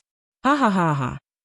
Just as Huang Yuliang's laughter sounded, another loud laugh followed, and it quickly drowned out his laughter. This voice came from Yang Chendong, who was sitting at the head of the table. Yang Chendong's sudden laughter stopped Huang Yuliang's laughter. He looked at the young man with a puzzled expression. He couldn't understand why the other party was laughing, and he couldn't tell what was going to happen next. Haha, very good, very good. As expected of someone who could become a bandit leader. This psychological attack is indeed powerful. It's just that your calculations are wrong. Battalion Commander Zhu was originally arranged by me to be by your side. Everything he did and everything he said was approved by me. Perhaps in the process of carrying out the mission, he had no choice but to use some tricks. However, that was also to better complete the plan. Now that you have been captured and kneeled in front of me, it is clear proof. Yang Chendong, who was laughing loudly, first proved Zhu Fangyong's innocence. He explained that Zhu Fangyong had become a spy completely under his orders, and everything he did was to complete the mission. With this, he placed Zhu Fangyong in an extremely high position. Next, Yang Chendong continued to speak in order to prevent any future troubles. Zhu Fangyong will be the deputy commander of the Cold Vanguard 2nd Regiment, and will be awarded the rank of lieutenant colonel in recognition of his outstanding contribution in eliminating the Huang bandit army. From now on, no one is allowed to mention that Deputy Commander Zhu was a spy in the Huang bandit army. If anyone dares to disobey this order, they will be punished according to military law. Now, I will have to trouble Deputy Commander Huang to personally kill Huang Yuliang in the lobby and draw a perfect conclusion to this matter.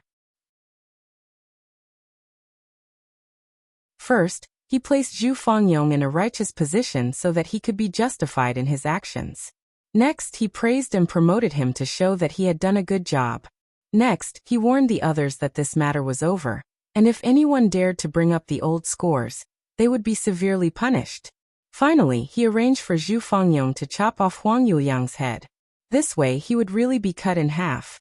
Zhu Fangyong heard Yang Chendong's painstaking efforts and knelt on the ground with a thud. Thank you, sixth young master, for your trust. Zhu Fangyong will never be able to repay your trust even if I die 10,000 times. That's enough. From now on, you will be a high-ranking officer in the Cold Vanguard Army. Don't talk about death so casually. Beta Persei, give Deputy Commander Zhu a knife, so that he won't continue to be noisy. Yang Chendong looked at Zhu Fangyong with a smile, and handed over a steel knife. Holding the steel knife, Zhu Fangyong walked to Huang Yuliang, who was kneeling on the ground, with a ferocious expression. Feeling the aura of death, Huang Yuliang no longer spoke as confidently as before. Instead, he peed and pooped all over the ground. General Zhu, on account of the fact that I have treated you well in the past, please plead for mercy for me. As long as you don't kill me, I will do whatever you want me to do in the future. Hey, despicable person, die! After Zhu Fangyong's loud shout, a silver light flashed and a large head was separated from his body. Fresh blood spurted out from the neck and covered Zhu Fangyong's face and body. Huang Yuliang was dead. His death represented the official end of the so-called Guangdong uprising that had caused chaos in Guangdong for nearly 2 years. It also meant that the Huang father and son had completely retired from the stage of history. Now that Huang Yuliang was dead, the next step was to deal with the entire Huang bandit army. Under the prearranged arrangements, the first thing to do was to bring out the 40,000 people from Wu State Prefecture and leave the city. They didn't even know where they were going. When they woke up from their dreams, they were led out of their homes and brought to the nearby docks. There, a large ship was already waiting for them. The ship naturally belonged to the Yangtze Navy that had been ordered by the 6th Young Master to carry out a mission.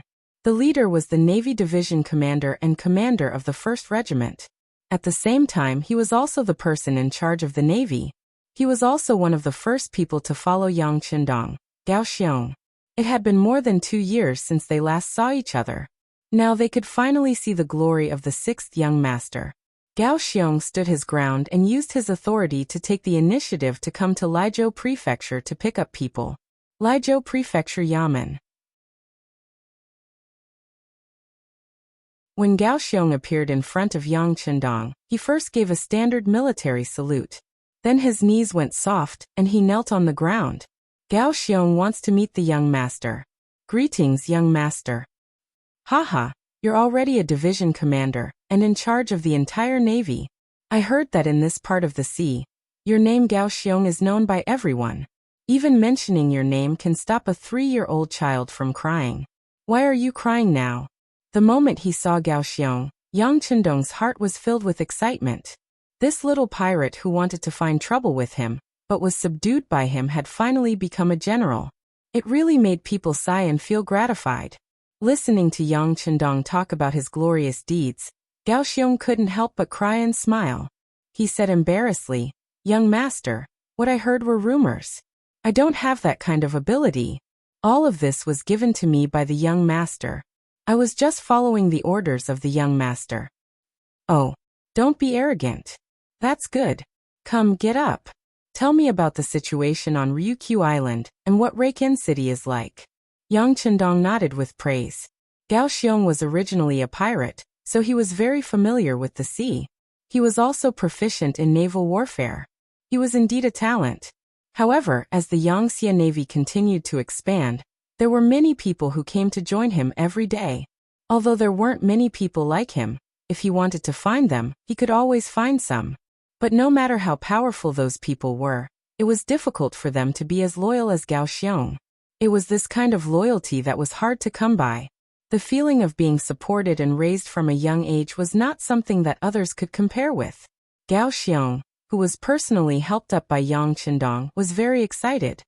Young master, speaking of Little Ryukyu Island, the changes are not small. The fertile land has been mined, and factories have been built in the areas that can't be farmed. The city on the island has been reinforced with cement, and it's very different from before. But none of this can compare to the changes in Reiken City. That is a city that was built by the young master himself. Its old appearance has been replaced with a new one. The roads are straight, the streets are clean, and the city looks brand new. By the way, the rubber trees have been put into use. Factory manager Luan has already made the first batch of electric circuits according to your instructions. He has installed them in the Reiken Palace. When night falls, the place will be as bright as day. Every time this happens, the people of Reiken City will kneel on the ground and shout that it is a miracle. The second batch of boats carrying the rubber trees has already set off. According to factory manager Luan, it won't be long before electricity enters the homes of the people. When that time comes, Reiken City will become a city that never sleeps.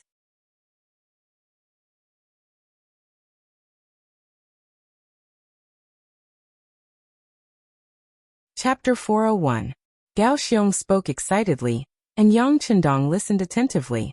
From time to time, he would give some suggestions. Tell manager Luan that the rubber trees can also be cultivated.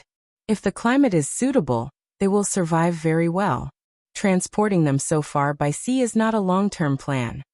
While the master and servant were chatting, the Lijo citizens were also forcefully sent onto the ships. When they were being moved from their ancestral land, many of them had expressions of reluctance. There were even some who resisted. However, Yang Qindong believed that once they reached Ryukyu Island, they would know what a true paradise was. At that time, even if they were chased away, no one would want to leave. Moreover, before long, being able to reach Ryukyu Island would become a symbol of glory. At that time, it would be difficult for anyone to snatch such an opportunity. 40,000 civilians of Wushou Prefecture, 50,000 civilians of Lijo Prefecture, and 50,000 Huang bandits under strict supervision boarded the ships. They would become another batch of residents of Little Ryukyu Island, making their own contributions to the development of the island. 90,000 citizens were easier to deal with, but 50,000 Huang bandits was a headache. Although there were many young people among them, there were also some who were brave and ruthless. For this reason, Yang Qindong specially arranged for Zhu Fangyong to follow them to the island. After all, he had led them before and was familiar with their situation. However, before they boarded the ship, Yang Qindong still instructed Zhu Fangyong, "If they have a kind nature or can be changed, we can spend some effort to help them. However, if they have an impure heart, we can sentence them based on their past actions. If they have committed heinous crimes, we can kill some of them. If they haven't committed heinous crimes, we can arrange for them to serve their sentences. Isn't there always a shortage of people to build roads? We can arrange for them." Fortunately, during the last battle of Wuzhou, Zhu Fangyong had already arranged for some uncivilized people to fight against the Ming army. Both sides had suffered great losses, and most of the troublemakers had been dealt with.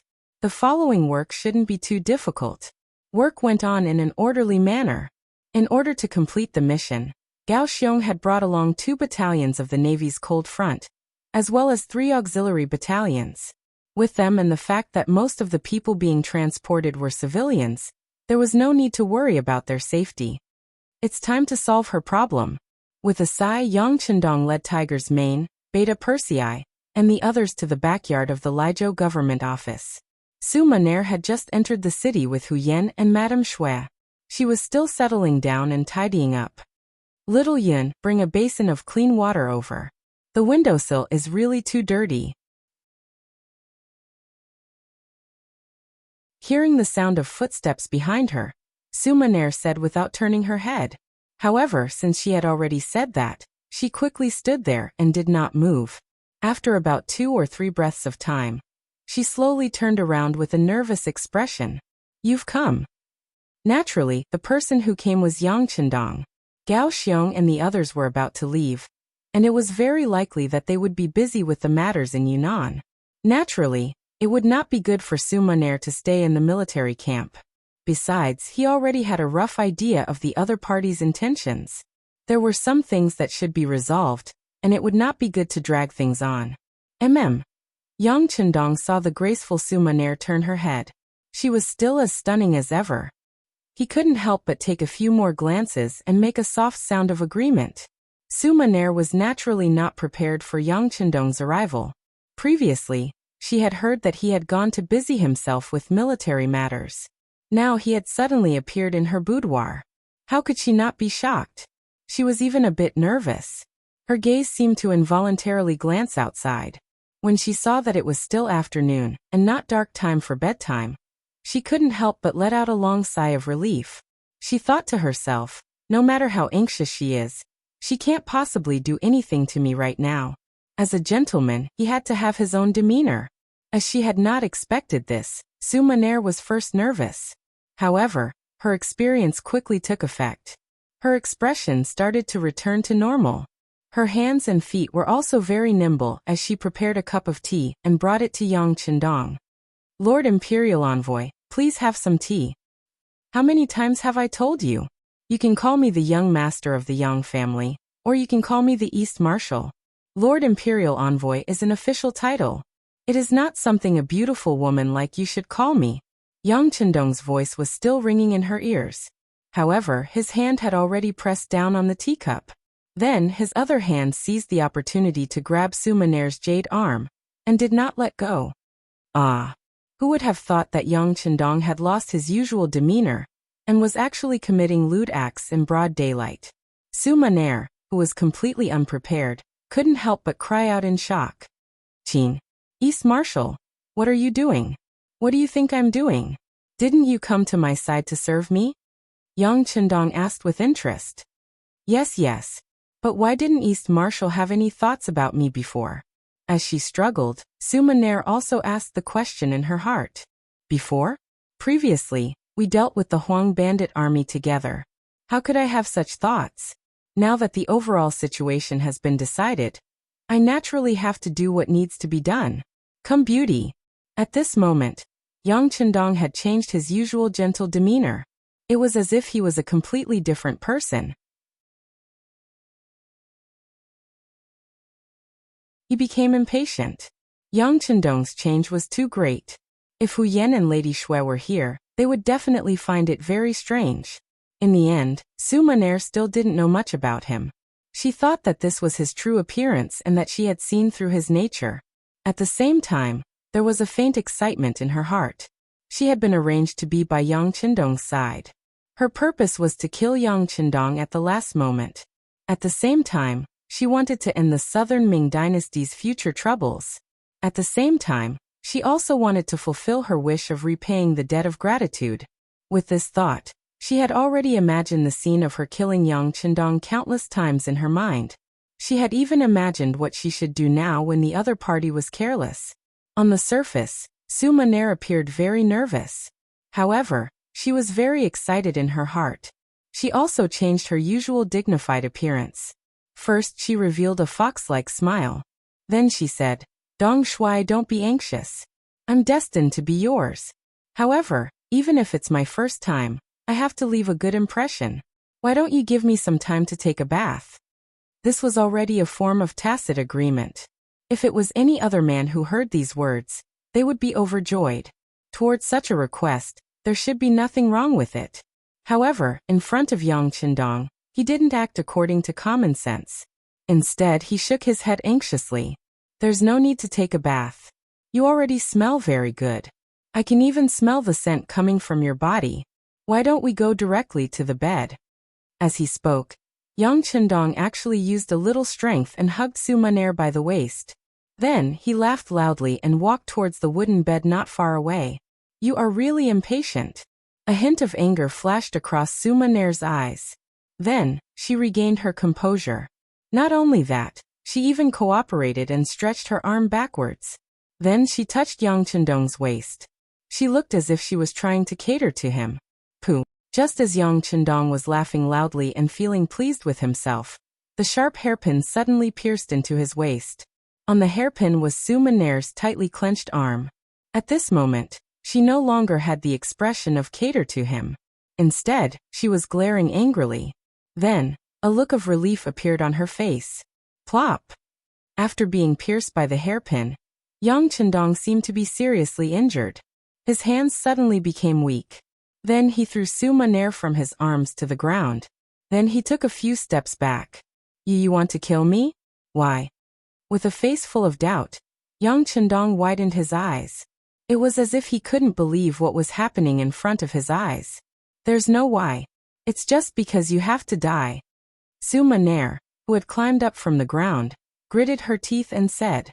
Then, she laughed loudly as if she had lost her mind. I didn't expect that I would really be able to complete this mission. Ha ha ha. Mission? Who gave you this mission? Could it be Zhu Qizhen from Yingzhong? Yang Chendong asked with a forceful tone. When Yang Chendong asked this question, a look of surprise flashed across Su Maner's eyes. However, when she saw the hairpin in her hand, she couldn't help but shake her head and laugh. Forget it. There's poison on my hairpin. It has already entered your body. There's no saving you. Since you're going to die, why do you still need to ask so clearly? It's precisely because I'm going to die that I want to be an understanding ghost. I don't know if you can fulfill my wish. As Yang Chendong staggered, he kicked over a wooden stool as he retreated. Finally, he steadied himself. Seeing Yang Chendong in such a state, for some reason, a look of pity flashed across Su Maner's eyes. Then she slowly turned her head away. Her originally beautiful and clear eyes couldn't stop the tears from flowing down. You're crying. You still can't bear to kill me, right? You must have your reasons, right? Yang Chendong, who had noticed this scene, continued to ask questions. Don't ask anymore. You're going to die, and I'm going to die too. Why do you still need to be so clear? What's the point? With tears in her eyes, Su Maner, whose voice was choked with sobs, kept shaking her head. Obviously, this was a scene that she really didn't want to face. Of course there's a point. If you have no choice but to kill me, even if I die here, I can give the order not to let others make things difficult for you. In this way, although I'm going to die, you can live. Yang Hodong's tone was weak, but he still had to get to the bottom of this. No. Su Maner, who was crying, shook her head. I have to die. From the moment I got close to you, I was already a dead person. Even if you spare me, others won't let me off either. Why? Yang Chendong was close to roaring. It was as if he had used all the strength in his body to shout this question.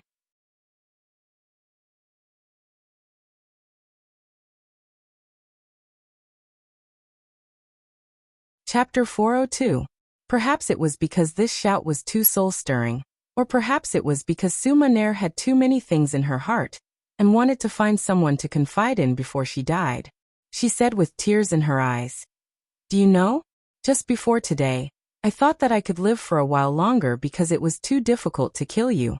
You weren't like other men who were greedy for my beauty. I couldn't even get close to you, so how could I kill you?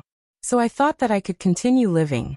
I even thought that there would be a day when I would have feelings for you and give up the idea of killing you. But today, you finally revealed your true colors. So you must die. So you don't deserve to know the reason. Towards the end, Su Maner also used a roaring voice to reply. So you still have a good impression of me. So, you already have feelings for me, right? Is there any use in saying all this now? You and I are both people who are about to die. She shook her head instinctively.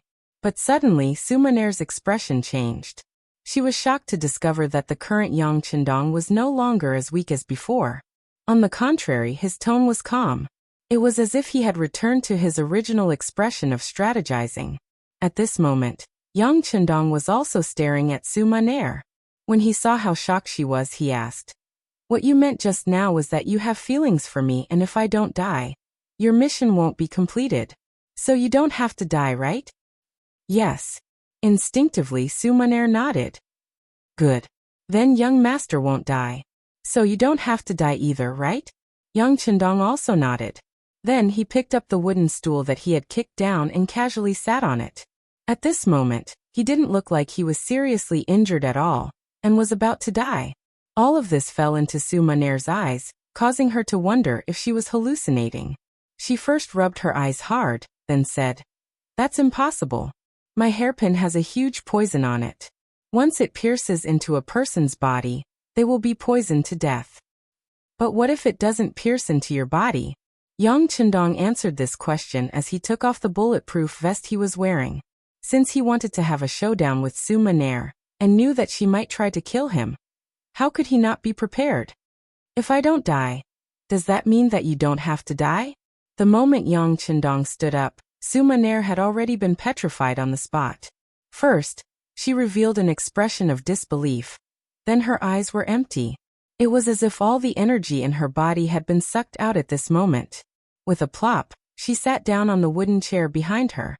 At this moment, even Su Maner herself did not know what she was thinking. Was it the feeling of her plan failed? Or was it disappointment with a hint of joy? She couldn't explain all of this clearly. All she knew was that the moment she stabbed out with the hairpin, her heart had indeed ached fiercely. Even the words she said at the end were said in an emotional state. She was afraid that she had already forgotten how many of them were from her heart, and she was even more unable to face them. Now Yang Chendong was actually fine. That meant that she hadn't completed her mission. Then she should be sad right now. But why was there a hint of joy in her heart that she couldn't explain? Su Maner sat back down on the stool. It was Yang Chendong's turn to speak with assurance. "You don't have to ask why I'm prepared. I still have many tricks up my sleeve. Otherwise, I wouldn't have lived until today. I actually know some things about you long ago, so I can understand you. You must have your own difficulties. Now I'll give you a chance. Tell me everything. No matter what the reason is, I can promise that I won't kill you." Yang Chendong's words rang out in the lady's boudoir, but he didn't get any response from Su Maner. She just sat there in a daze, with a dull look in her eyes. "What's wrong? Why aren't you saying anything? Didn't you say that you have a mission? What kind of mission is this?" As Yang Chendong spoke, he moved closer to Su Maner. He could feel the struggle in her heart, and could also imagine the entanglement in her heart. He was a little worried that she might suddenly commit suicide. He slowly moved closer, and was prepared to make a move at any time. Yang Chendong's footsteps got closer and closer. The distance of 5 to 6 steps took him 3 breaths' time. Just as he was about to rush over and grab Su Maner, the lady's sleeves suddenly trembled and a copper hairpin appeared.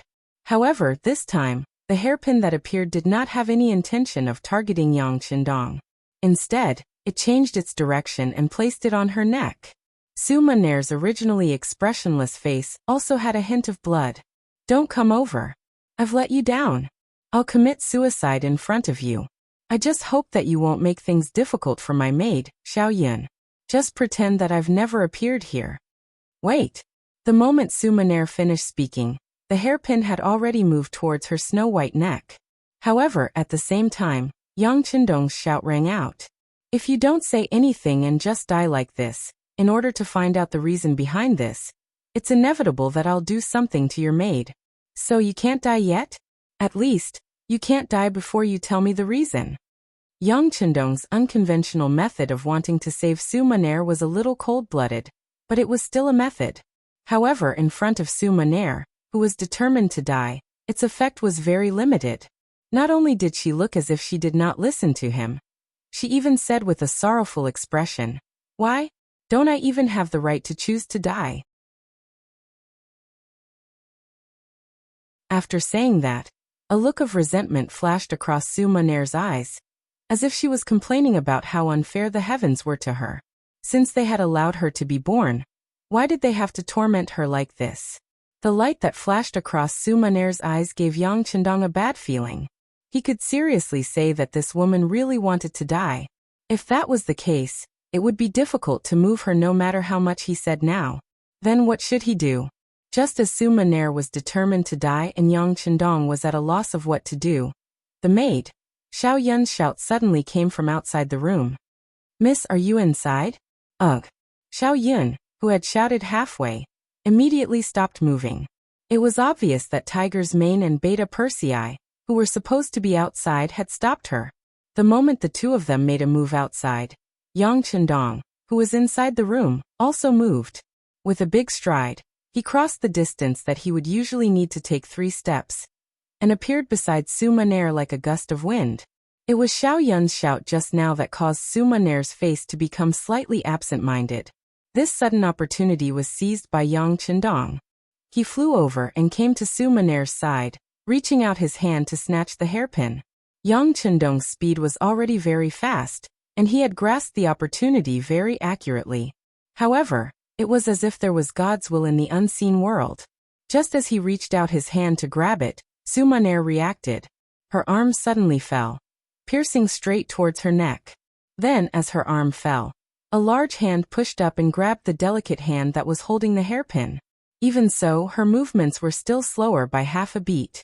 The hairpin still left a small scratch on Su Maner's fair and flawless neck. Once the scratch was made, fresh blood flowed out of her body. The moment she felt that her neck was a little cold, Su Maner stopped struggling, and allowed Yang Chendong to restrain her arm. She also allowed herself to be held in his arms. It's useless. This hairpin is also coated with a strong poison.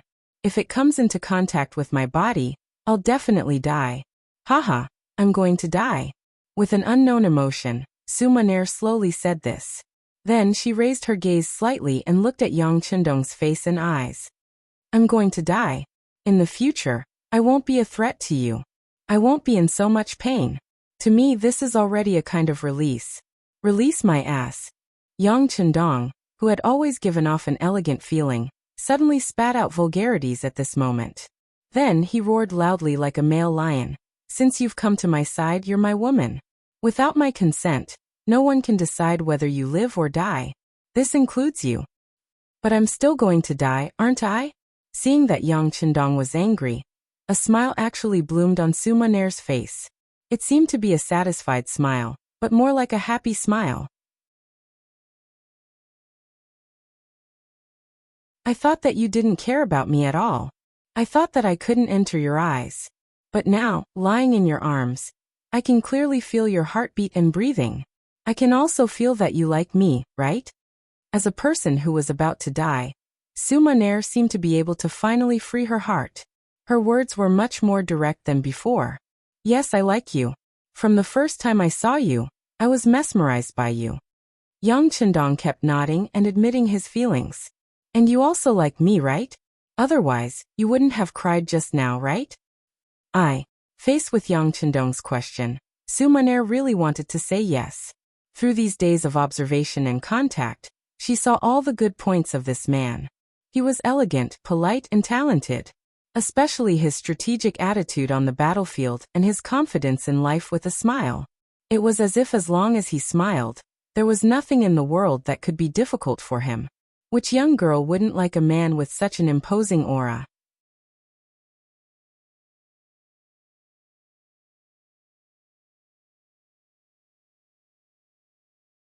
Chapter 403. Other people could like Yang Chendong, but Su Maner could not. Her background meant that her right to like had long been taken away from her. All she had to do was hide the trace of murderous intent in her heart. She had been doing her best to hide her true feelings. Even until her death, Su Maner still did not dare to admit it. Faced with Yang Chendong's question, she could only force a smile. I'm about to die. Is this still important? Your embrace is very comfortable. I want to sleep. I'm already very happy to be able to slowly sleep here. After saying this, Su Maner slowly closed her eyes. At the same time, a drop of sparkling tear slid out from the corner of her eye. Perhaps this teardrop represented her last breath. Perhaps when it fell to the ground, she would stop breathing. No. You can't sleep. Someone come quickly. Yang Chendong knew that if Su Maner closed her eyes and fell asleep now, she would probably never wake up again. Hence, he wanted to stop her from closing her eyes and go to sleep. His shout rang out.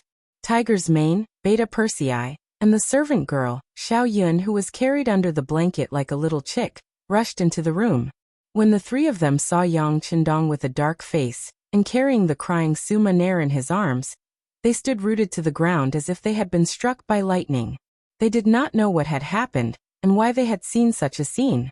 Tiger's mane and Beta Persei, in particular, were actually a little anxious at this moment. This was because this was the first time they had seen such a terrifying expression on the young master's face.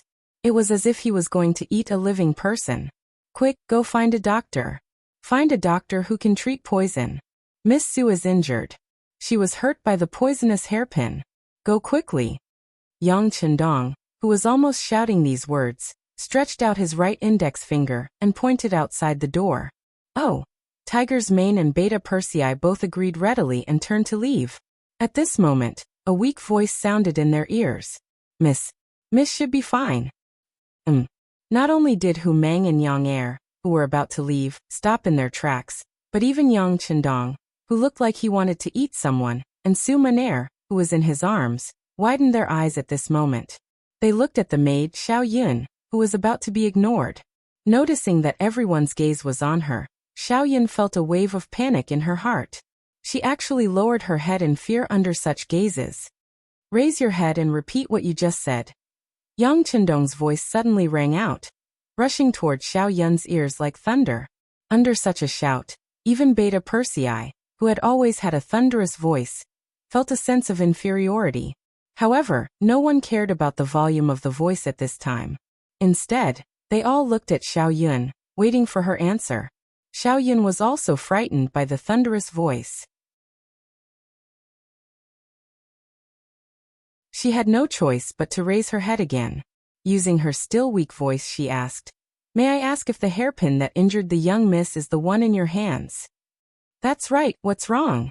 Yang Chendong instinctively responded, then asked in a deep voice. At this time, he didn't notice that his usual confidence had long disappeared. Now he was just an ordinary man who was swayed by his feelings. "Ah, it really is. Then there's no problem. This hairpin is not poisonous. Only that hairpin is poisonous." When she heard Yang Chendong's clear answer, Xiao Yun couldn't help but speak with joy. "Not poisonous? How do you know?" Yang Chendong still didn't believe her. Su Maner, who was in his arms, had a slight change in her expression, but no one paid attention to her at this time. "It's like this," Xiao Yun was honest. She answered whatever Yang Chendong asked, and was extremely cooperative. "The hairpin that fell on the ground was given to us by someone else. It was already contaminated with a huge poison. The hairpin in your hands is slightly small, but Miss asked me to prepare it. She said that if things didn't work out, she would use this hairpin to commit suicide. But how could I let Miss die? So I agreed, but in reality, I didn't put anything on it. I lied to Miss. I'm sorry." Xiao Yun told the truth intermittently. Then, she lowered her head and grabbed the corner of her clothes timidly. She looked like she had accepted her punishment. Ha. Ha, good. Good. You lied well, you lied well. After Yang Chendong understood everything, he actually laughed out loud. Then he lowered his head to look at Su Maner in his arms and said with a smile, "You heard it. It's just a small external wound. This kind of wound won't kill anyone." Su Maner, who was in his arms, was blushing at this moment. The moment Xiao Yun said that she wouldn't die, she already had a faint feeling.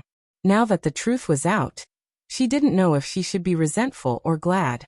Thinking of how she was still hiding in Yang Chendong's arms, looking so delicate and weak, how could she not be ashamed to see others? Su Maner closed her eyes tightly, but her long eyelashes kept blinking. This meant that she was fine now, better than ever. Knowing that Su Maner was fine, Yang Chendong could finally relax and begin to resolve the matter that had happened. "Xiao Yun, you said that the hairpin with the poison was given to you by someone. Who is he?" "Xiao Yun, don't say it." Su Mo, who was in his arms, suddenly interrupted. Then, she was about to stand up with her beautiful eyes. Since she didn't kill Yang Chendong, as long as she took all the blame, it wouldn't have anything to do with anyone else. Su Maner's interruption made Yang Chendong a little angry. After turning his head to glare at her, he saw her stubborn gaze. To be able to become the top courtesan of the Qinhuai River, it wasn't just because of her beautiful appearance. Regardless of whether it was her intelligence or her methods, she was the best of the best. At this moment, even when facing Yang Qindong, she still showed a fearless expression. If one looked carefully, it was as if she was asking for death. Su Maner's fearless expression infuriated Yang Qindong. In a fit of anger, he suddenly bent down and used his mouth to block her lips. Oh! The sudden change made Su Maner, who was originally indifferent to life and death, completely petrified at this moment. She had thought of many outcomes. For example, she would be tortured severely, or she would be sugar-coated with sweet words.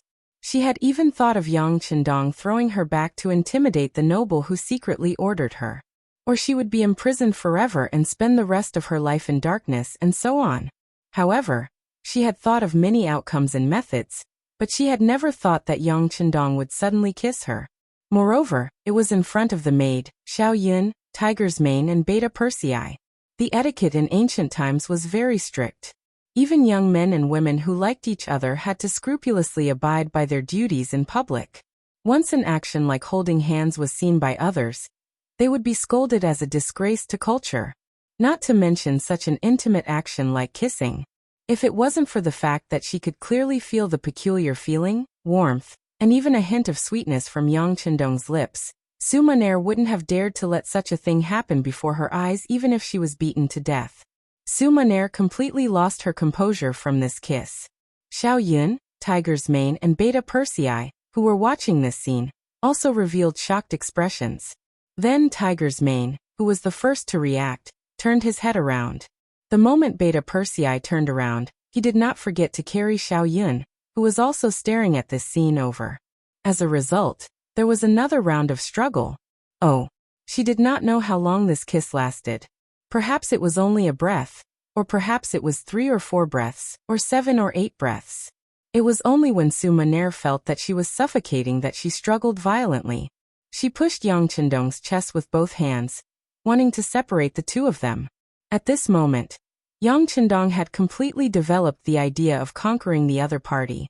Since he had already started and realized that the effect was quite good, at least he was enjoying it. How could he allow the other party to push him away so easily at this moment? The moment Su Maner exerted force, he also increased his strength. He stretched out his arms and hugged her even more tightly. This kiss also deepened. Originally, it was just a kiss between the lips, not a deep one. But this time, Yang Qindong even stuck out his tongue. After a series of flipping, Su Maner, who had no experience in this, was completely subdued. From the initial intense resistance, it turned into limited resistance. After that, there was no resistance, and then there was some cooperation. All of this could be said to be based on instinct. This time it took even longer. Tiger's Mane and the other two had already left at some point in time. The sky outside seemed to have darkened. A wave of pain came from her body. The two of them had completely become one. Yang Qindong had been at Miss Su's place for an entire afternoon. He did not even appear during dinner. In the backyard after tidying up, Hu Yan and Madame Shui guessed what had happened while waiting. The two of them looked at each other, and it was hard to tell what had happened. Yang Qindong's excellence could be seen by almost everyone, and he was so young. It was a blessing to marry such a man. It was the beginning of happiness, the source of joy. However, at the same time, there were pros and cons. Marrying such a man was destined to not share alone. Hu Yan and Madame Shui were already prepared for this. When Su Maner first appeared, they already had this feeling. They just did not expect things to drag on for so long. All right, sister, let's eat first. Your husband won't be able to come. Hu Yan smiled sweetly. She had already returned to normal. She waved her hand, and the delicacies were immediately placed on the table.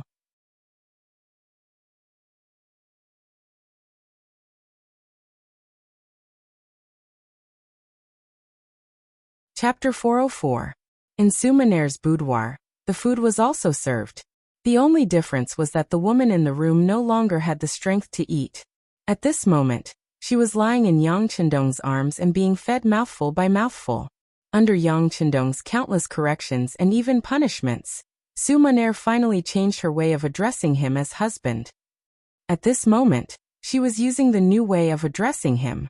Husband, I still have some strength. Don't I need you to feed me? You still have strength? All right then, let's eat in a while and then go through the actions just now. Yang Chendong nodded as if he was serious and put down the bowl and chopsticks in his hands. No. I don't have any strength left. Su Maner naturally knew what Yang Chendong was preparing to do. She was really frightened and kept shaking her head. From the afternoon until now, more than 6 hours had passed. This man was like an ox that did not know fatigue. He did not allow her to rest for even a moment. She finally understood why Sister Hu Yan and Sister Xuan Yangzi usually served him together. This man really seemed to have endless strength and energy. No one would ever know what his background was. Seeing that Su Maner was begging for mercy, Yang Chendong then said with an uncomplaining expression, "Since you don't have any strength, then let your husband feed you."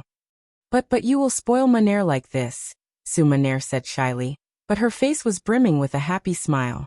"I want to spoil you. You have indeed suffered too much in the years that I didn't know you. From now on, you will live the rest of your life without worrying about food and clothing. The happiness that you didn't have in the past will be given to you in double. You only need to accept it and don't reject it anymore, okay?" Yang Chendong looked into Su Maner's eyes seriously and said affectionately. There were tears in Su Maner's eyes again. She thought about her previous life. When she was young, she took refuge and had no one to rely on. When she grew up, she had to learn some skills in order to survive. In order to do better, she studied day and night. Later on, when she had a certain reputation, she had to deal with all kinds of men. Sometimes, when she met difficult customers, she would be mentally and physically exhausted. Many sleepless nights because of this. She did not even know what her future life would be like. Would she be like the other older sisters and find a rich man to marry? And then be trapped in a courtyard for the rest of his life? At that time, he was like a small boat floating on the sea, not knowing where his next destination was. Where is the hope of life? What would happen in the future? However, things were different now. She had a husband who loved her dearly. Most importantly, this man was very outstanding. He seemed to be more outstanding than all the men she had met before.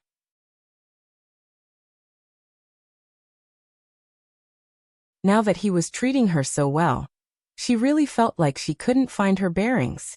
"Husband, can you really always treat me well like this?" Su Maner couldn't believe everything in front of her eyes. She was a little worried about her gains and losses. "Of course, I will always treat Maner well. You can rest assured." Yang Chendong chuckled. At this moment, in his eyes, the Su Maner who was bold, wise, and even tolerant had long disappeared. Instead, it was replaced by a petite and lovable woman. But no matter which one it was, he liked her very much. Under Yang Chendong's service, Su Maner ate some food. When the sky was completely dark, the two of them lay on the bed again. However, this time the two of them didn't do anything. This was naturally the result of being considerate. Because of this, Su Maner, who felt that Yang Chendong's body had begun to change, said embarrassedly, "Husband, why don't you go look for Sister Hu Yan and Sister Xuan Yangzi? Don't let yourself suffer because of me." "How can it be suffering? I'm willing to be with you. Moreover, this is the first night that the two of us have truly spent together. Of course, I have to accompany you." Maner, don't be embarrassed. Why don't we talk?" Yang Chendong hugged Su Maner in his arms and said softly. Su Maner nodded lightly and moved her head closer to Yang Chendong's arms. She twisted her body slightly and felt that she was in a comfortable position. Then she opened her mouth and said, "Husband, you said that you know everything about Maner. Is that true?" "You can say that." Yang Chendong nodded. "I know that you were originally born in a big family. You have a very powerful grandfather called Su Cheng. He was once the left assistant minister of the Ministry of Rights in the capital of Nanjing." After Yang Chendong told her everything that he knew, it was Su Maner's turn to talk. Perhaps she was unable to mention these things to others. Now that she could finally open her heart and continue talking, she might as well tell him everything. In the end, without waiting for Yang Chendong to ask, she told him the reason for staying here and the mission clearly. Su Maner's grandfather was Su Cheng.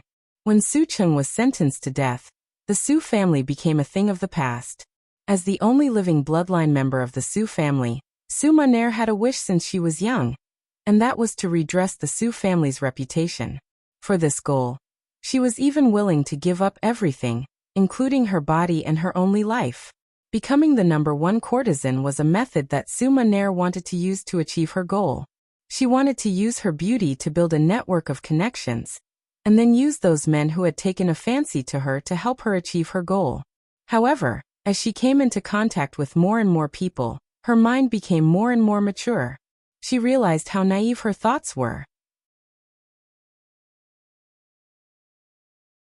Those men might want to curry favor with her, and even say some unrealistic sweet nothings in order to become her son-in-law. However, all of these were just words for the sake of words. When she really asked them to do it, all of them retreated. Most of the time, before Suma Nair could say anything, she would just say that there was a high-ranking official in the imperial court who was spying on her. This person was also very favored by the emperor, and was one of the most important officials. She didn't want to become a canary raised by this person, and wanted freedom. At that time, those so-called wealthy guests would all reveal their timid faces. Suma Nair was indeed very beautiful and extremely beautiful. She also had a unique and attractive temperament that made countless men unable to stop looking at her. However, this did not mean that they could really sacrifice everything, including their lives, for this woman. Putting aside whether they had the guts or not, such an important official was not someone that those young master and young master, who only relied on their family to have a respectable status, could act brazenly. These people all retreated. They either did not want to get close to her in the future, or said that they wanted to help but were unable to do so. In short, under all kinds of excuses, Suma Nair was disappointed again and again, until one day she finally saw through it. If she wanted to take revenge, it was completely useless to just look for those grand guests who liked her. Because of this, she started to feel discouraged. She even had the thought of leaving this place and finding a place where there was no one to live out her life alone. Suddenly, a group of mysterious people appeared, and brought her to a completely unfamiliar place. Suma Nair, who thought that she had been kidnapped, once thought of committing suicide to keep her chastity. The other party's leader suddenly said, "Do you want to die?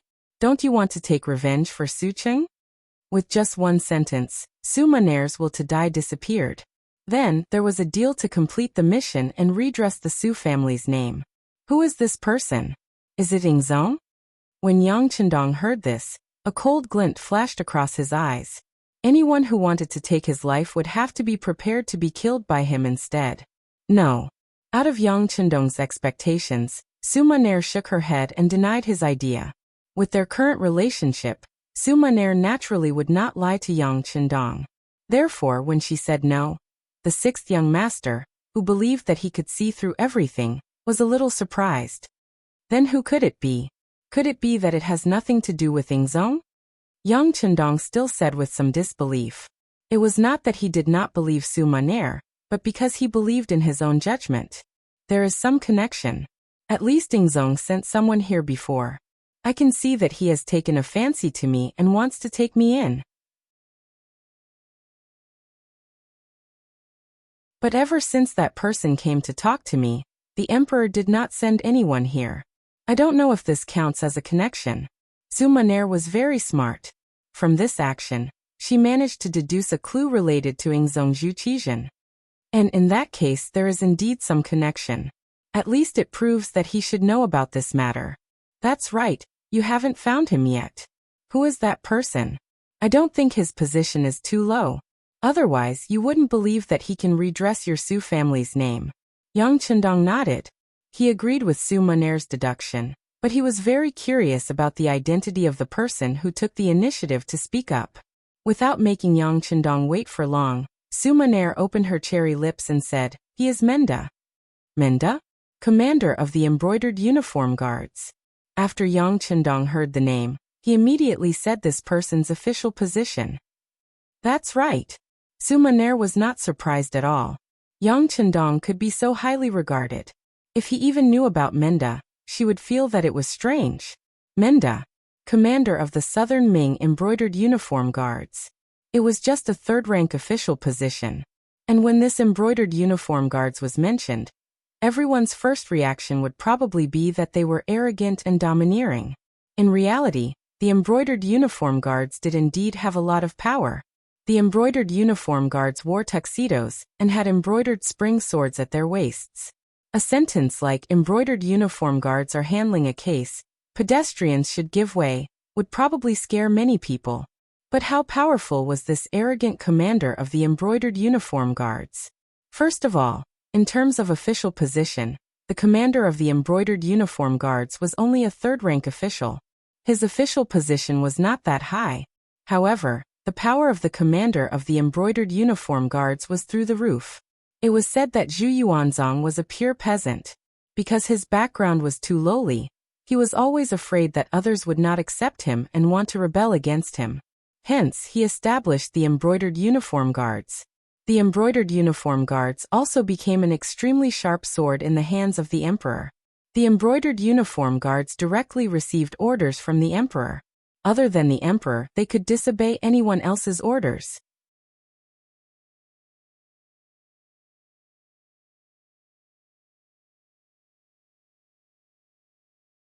Chapter 405. The authority of the embroidered uniform guard could be said to be a combination of the Ministry of Justice, the Supreme Court, and the Imperial Censorate. They had their own jails, investigation, arrest and interrogation rights. They directly took orders from the emperor and could arrest anyone, including relatives of the emperor, and conduct secret interrogations.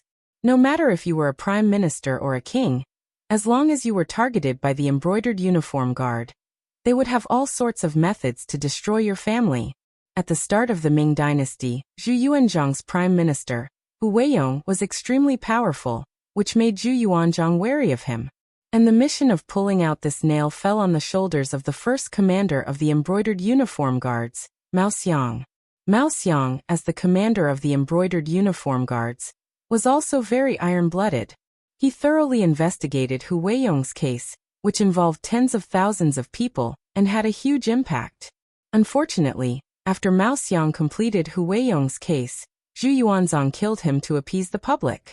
As Mao Xiang's successor, the second commander of the embroidered uniform guard, Jiang Xian, also did an earth-shattering case, which was the case of Blue Jade.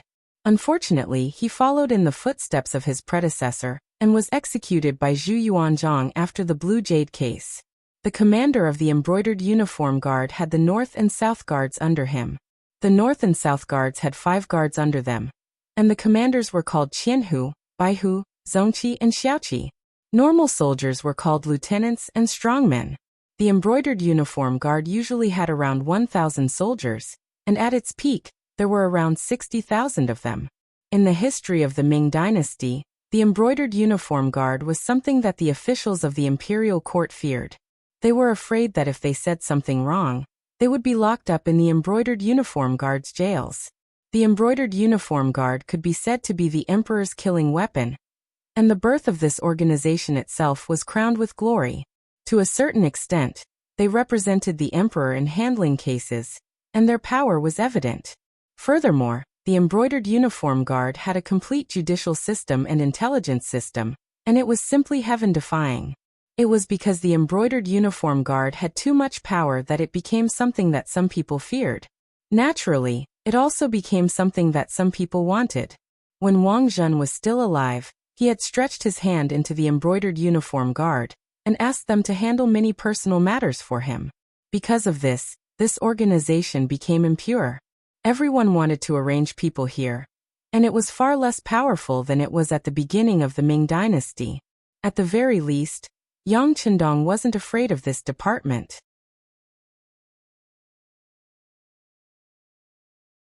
In fact, he had been an official in the Imperial Secret Service before. However, to many officials and commoners, the embroidered uniform guards were still a lofty existence. In their eyes, they were omnipotent. For example, Suma Nair had always thought that the embroidered uniform guards were very powerful.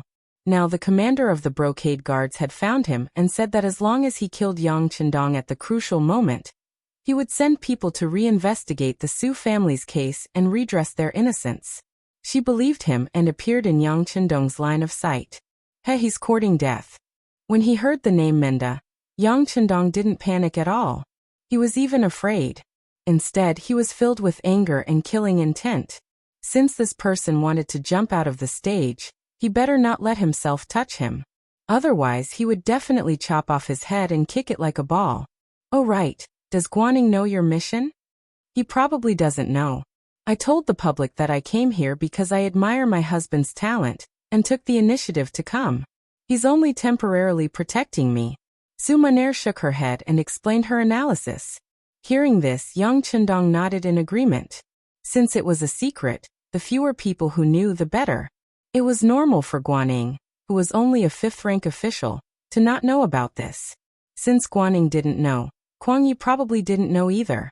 Otherwise he, who knew how powerful he was, wouldn't send his trusted aide to send him up. Wouldn't that be handing over his weakness to others? Only a fool would do such a thing. After knowing that Kuang Yi had nothing to do with this, Yang Chendong felt a little better. If even this person, who had a friendship with his father and was indebted to him for saving his life, still wanted to kill him, then he would really lose confidence in everyone in the southern Ming dynasty. Oh right, there was also Yingzong. Obviously, he was a little conflicted about this matter. Perhaps he was also afraid of him, which was why he chose to ignore this matter. It would be best if he killed him, but it didn't matter if he couldn't kill him. That was why he didn't appear. Otherwise, if even the emperor appeared and gave a promise, Su Maner wouldn't have waited until now to take action. She would have taken the initiative to attack long ago. After finally knowing who the mastermind was, Yang Chendong felt much more relaxed. He hugged Su Maner's body tightly. Maner, only Tiger's Mane, Beta Persei and your maid, Xiao Yun, know about what happened today. Just treat everything as a dream. No one will mention what happened today in the future. You can just stay by my side with peace of mind. When the time is right, I will give you a status and marry you. How about that? As for the Su family's injustice, since you are my woman, then I am also the son-in-law of the Su family. Leave this matter to your husband. I will definitely give you a satisfactory explanation. How about that? Husband. Su Maner started crying again. She was still moved to tears. This kind of thinking of her in all aspects melted Su Maner's heart. She didn't know why, but she actually said, "Husband, you're still thinking about it, right? Why don't you let me serve you?" "Oh, you still have the strength," Yang Chendong said in surprise. Not long after, the sound of spring echoed in the boudoir again. Su Maner had become one of the 6th young master's women. This matter had become a secret for the time being. Only the 2 madams, Tiger's Mane, Beta Persei and the first guard team knew about it. The reason why it hadn't been made public was that Yang Chendong wanted to numb his opponents. Yang Xie still needed a large number of people and military strength to continue developing. Before they met the conditions, they couldn't fall out with the Ming dynasty for the time being. Because of this matter, Hu Yan and Lady Shui had both comforted Su Maner. They said that their husbands seemed to be able to go anywhere in the world, but in reality, there were too many restrictions. Even in the southern Ming dynasty's capital, there were still 2 madams. Their husband had to take care of all of this. Su Maner's matter could only be suppressed for now. This was also because Yang Chendong only told Hu Yan and Lady Shui that Su Maner was sent by the southern Ming emperor to spy on him. It was only because of love that she chose to tell him everything. He didn't say anything about Su Maner's actions because he didn't want the madams to have any knot in their hearts. Su Maner's first thought was to redress the Su family's reputation. As for other matters, she didn't care. As long as Yang Chendong treated her well, everything would be fine. Su Maner's matter had been temporarily resolved. If the Su family's matter wanted to be resolved, they needed an opportunity. They couldn't be too hasty. The first thing they had to resolve was the matter in front of them. After Liezhou Prefecture became an empty city, Yang Chendong ordered a large fire to burn down more than half of the place. To the outside world, it was said that it was done by the remnants of the Huang bandit army. This way, many facts could be covered up. For example, the disappearance of a large number of people could be considered an explanation. After the fire in Liezhou, the people who should have left had to leave. On a flat beach near the sea, Yang Chendong personally sent everyone off. Among them were Su Maner and her maid Xiao Yun. Since the Huang bandit army had been destroyed, logically speaking, Suma Nair should have taken action. However, now that Yang Chendong was fine, this woman had to disappear.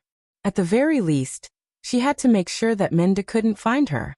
Based on the embroidered uniform guard's way of doing things, it didn't seem safe to leave her anywhere. In the end, they decided to send her to Qiqian City. In Yang Chendong's words, it was to let her go there to relax. In addition, she could better display her abilities and capture the Qiqian City military song and dance troupe. This was an outstanding troupe that served the army. If used well, it would be of great use outside of the war. Just based on this, it was worthy of Yang Chendong's attention. To Suma Nair, it was a little cruel to be separated after just being together. However, she also knew that regardless of whether it was her own matter or her husband's matter, they were all important matters. In comparison, her small matter was nothing. Suma Nair agreed. She didn't cry or make a fuss. She only gave Yang Chendong a long kiss in front of Hu Yan and Lady Shui. This was also a way to declare her sovereignty, telling them that she had truly become Yang Chendong's woman. Gao Xiong and Zhu Fengyong left by boat. Yang Chendong didn't go with them to Ryukyu Island. Although he had always wanted to see the changes there, he didn't do so in the end. He knew very well that his mission hadn't been completed. Although the Huang bandit army had been eliminated, Yu Yan and Yu Lai were responsible for the Yunnan incident. Because the Great Ming Dynasty was now divided into the Northern Ming Dynasty and the Southern Ming Dynasty, many changes had occurred that were different from history. Yang Chendong wanted to interfere in Yunnan's matter, and had to do so.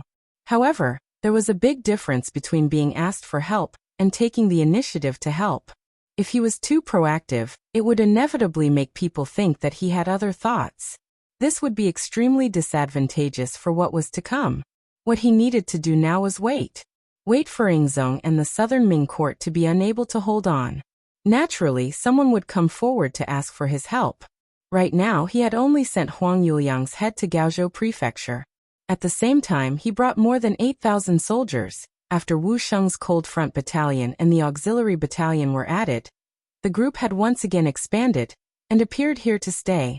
Yang Chendong brought 7,000 soldiers and stopped outside Gaozhou Prefecture. This made the original Xiaozhou General Yu Guang, who was guarding this place, tremble with fear. Logically speaking, the Huang bandit army had already been destroyed.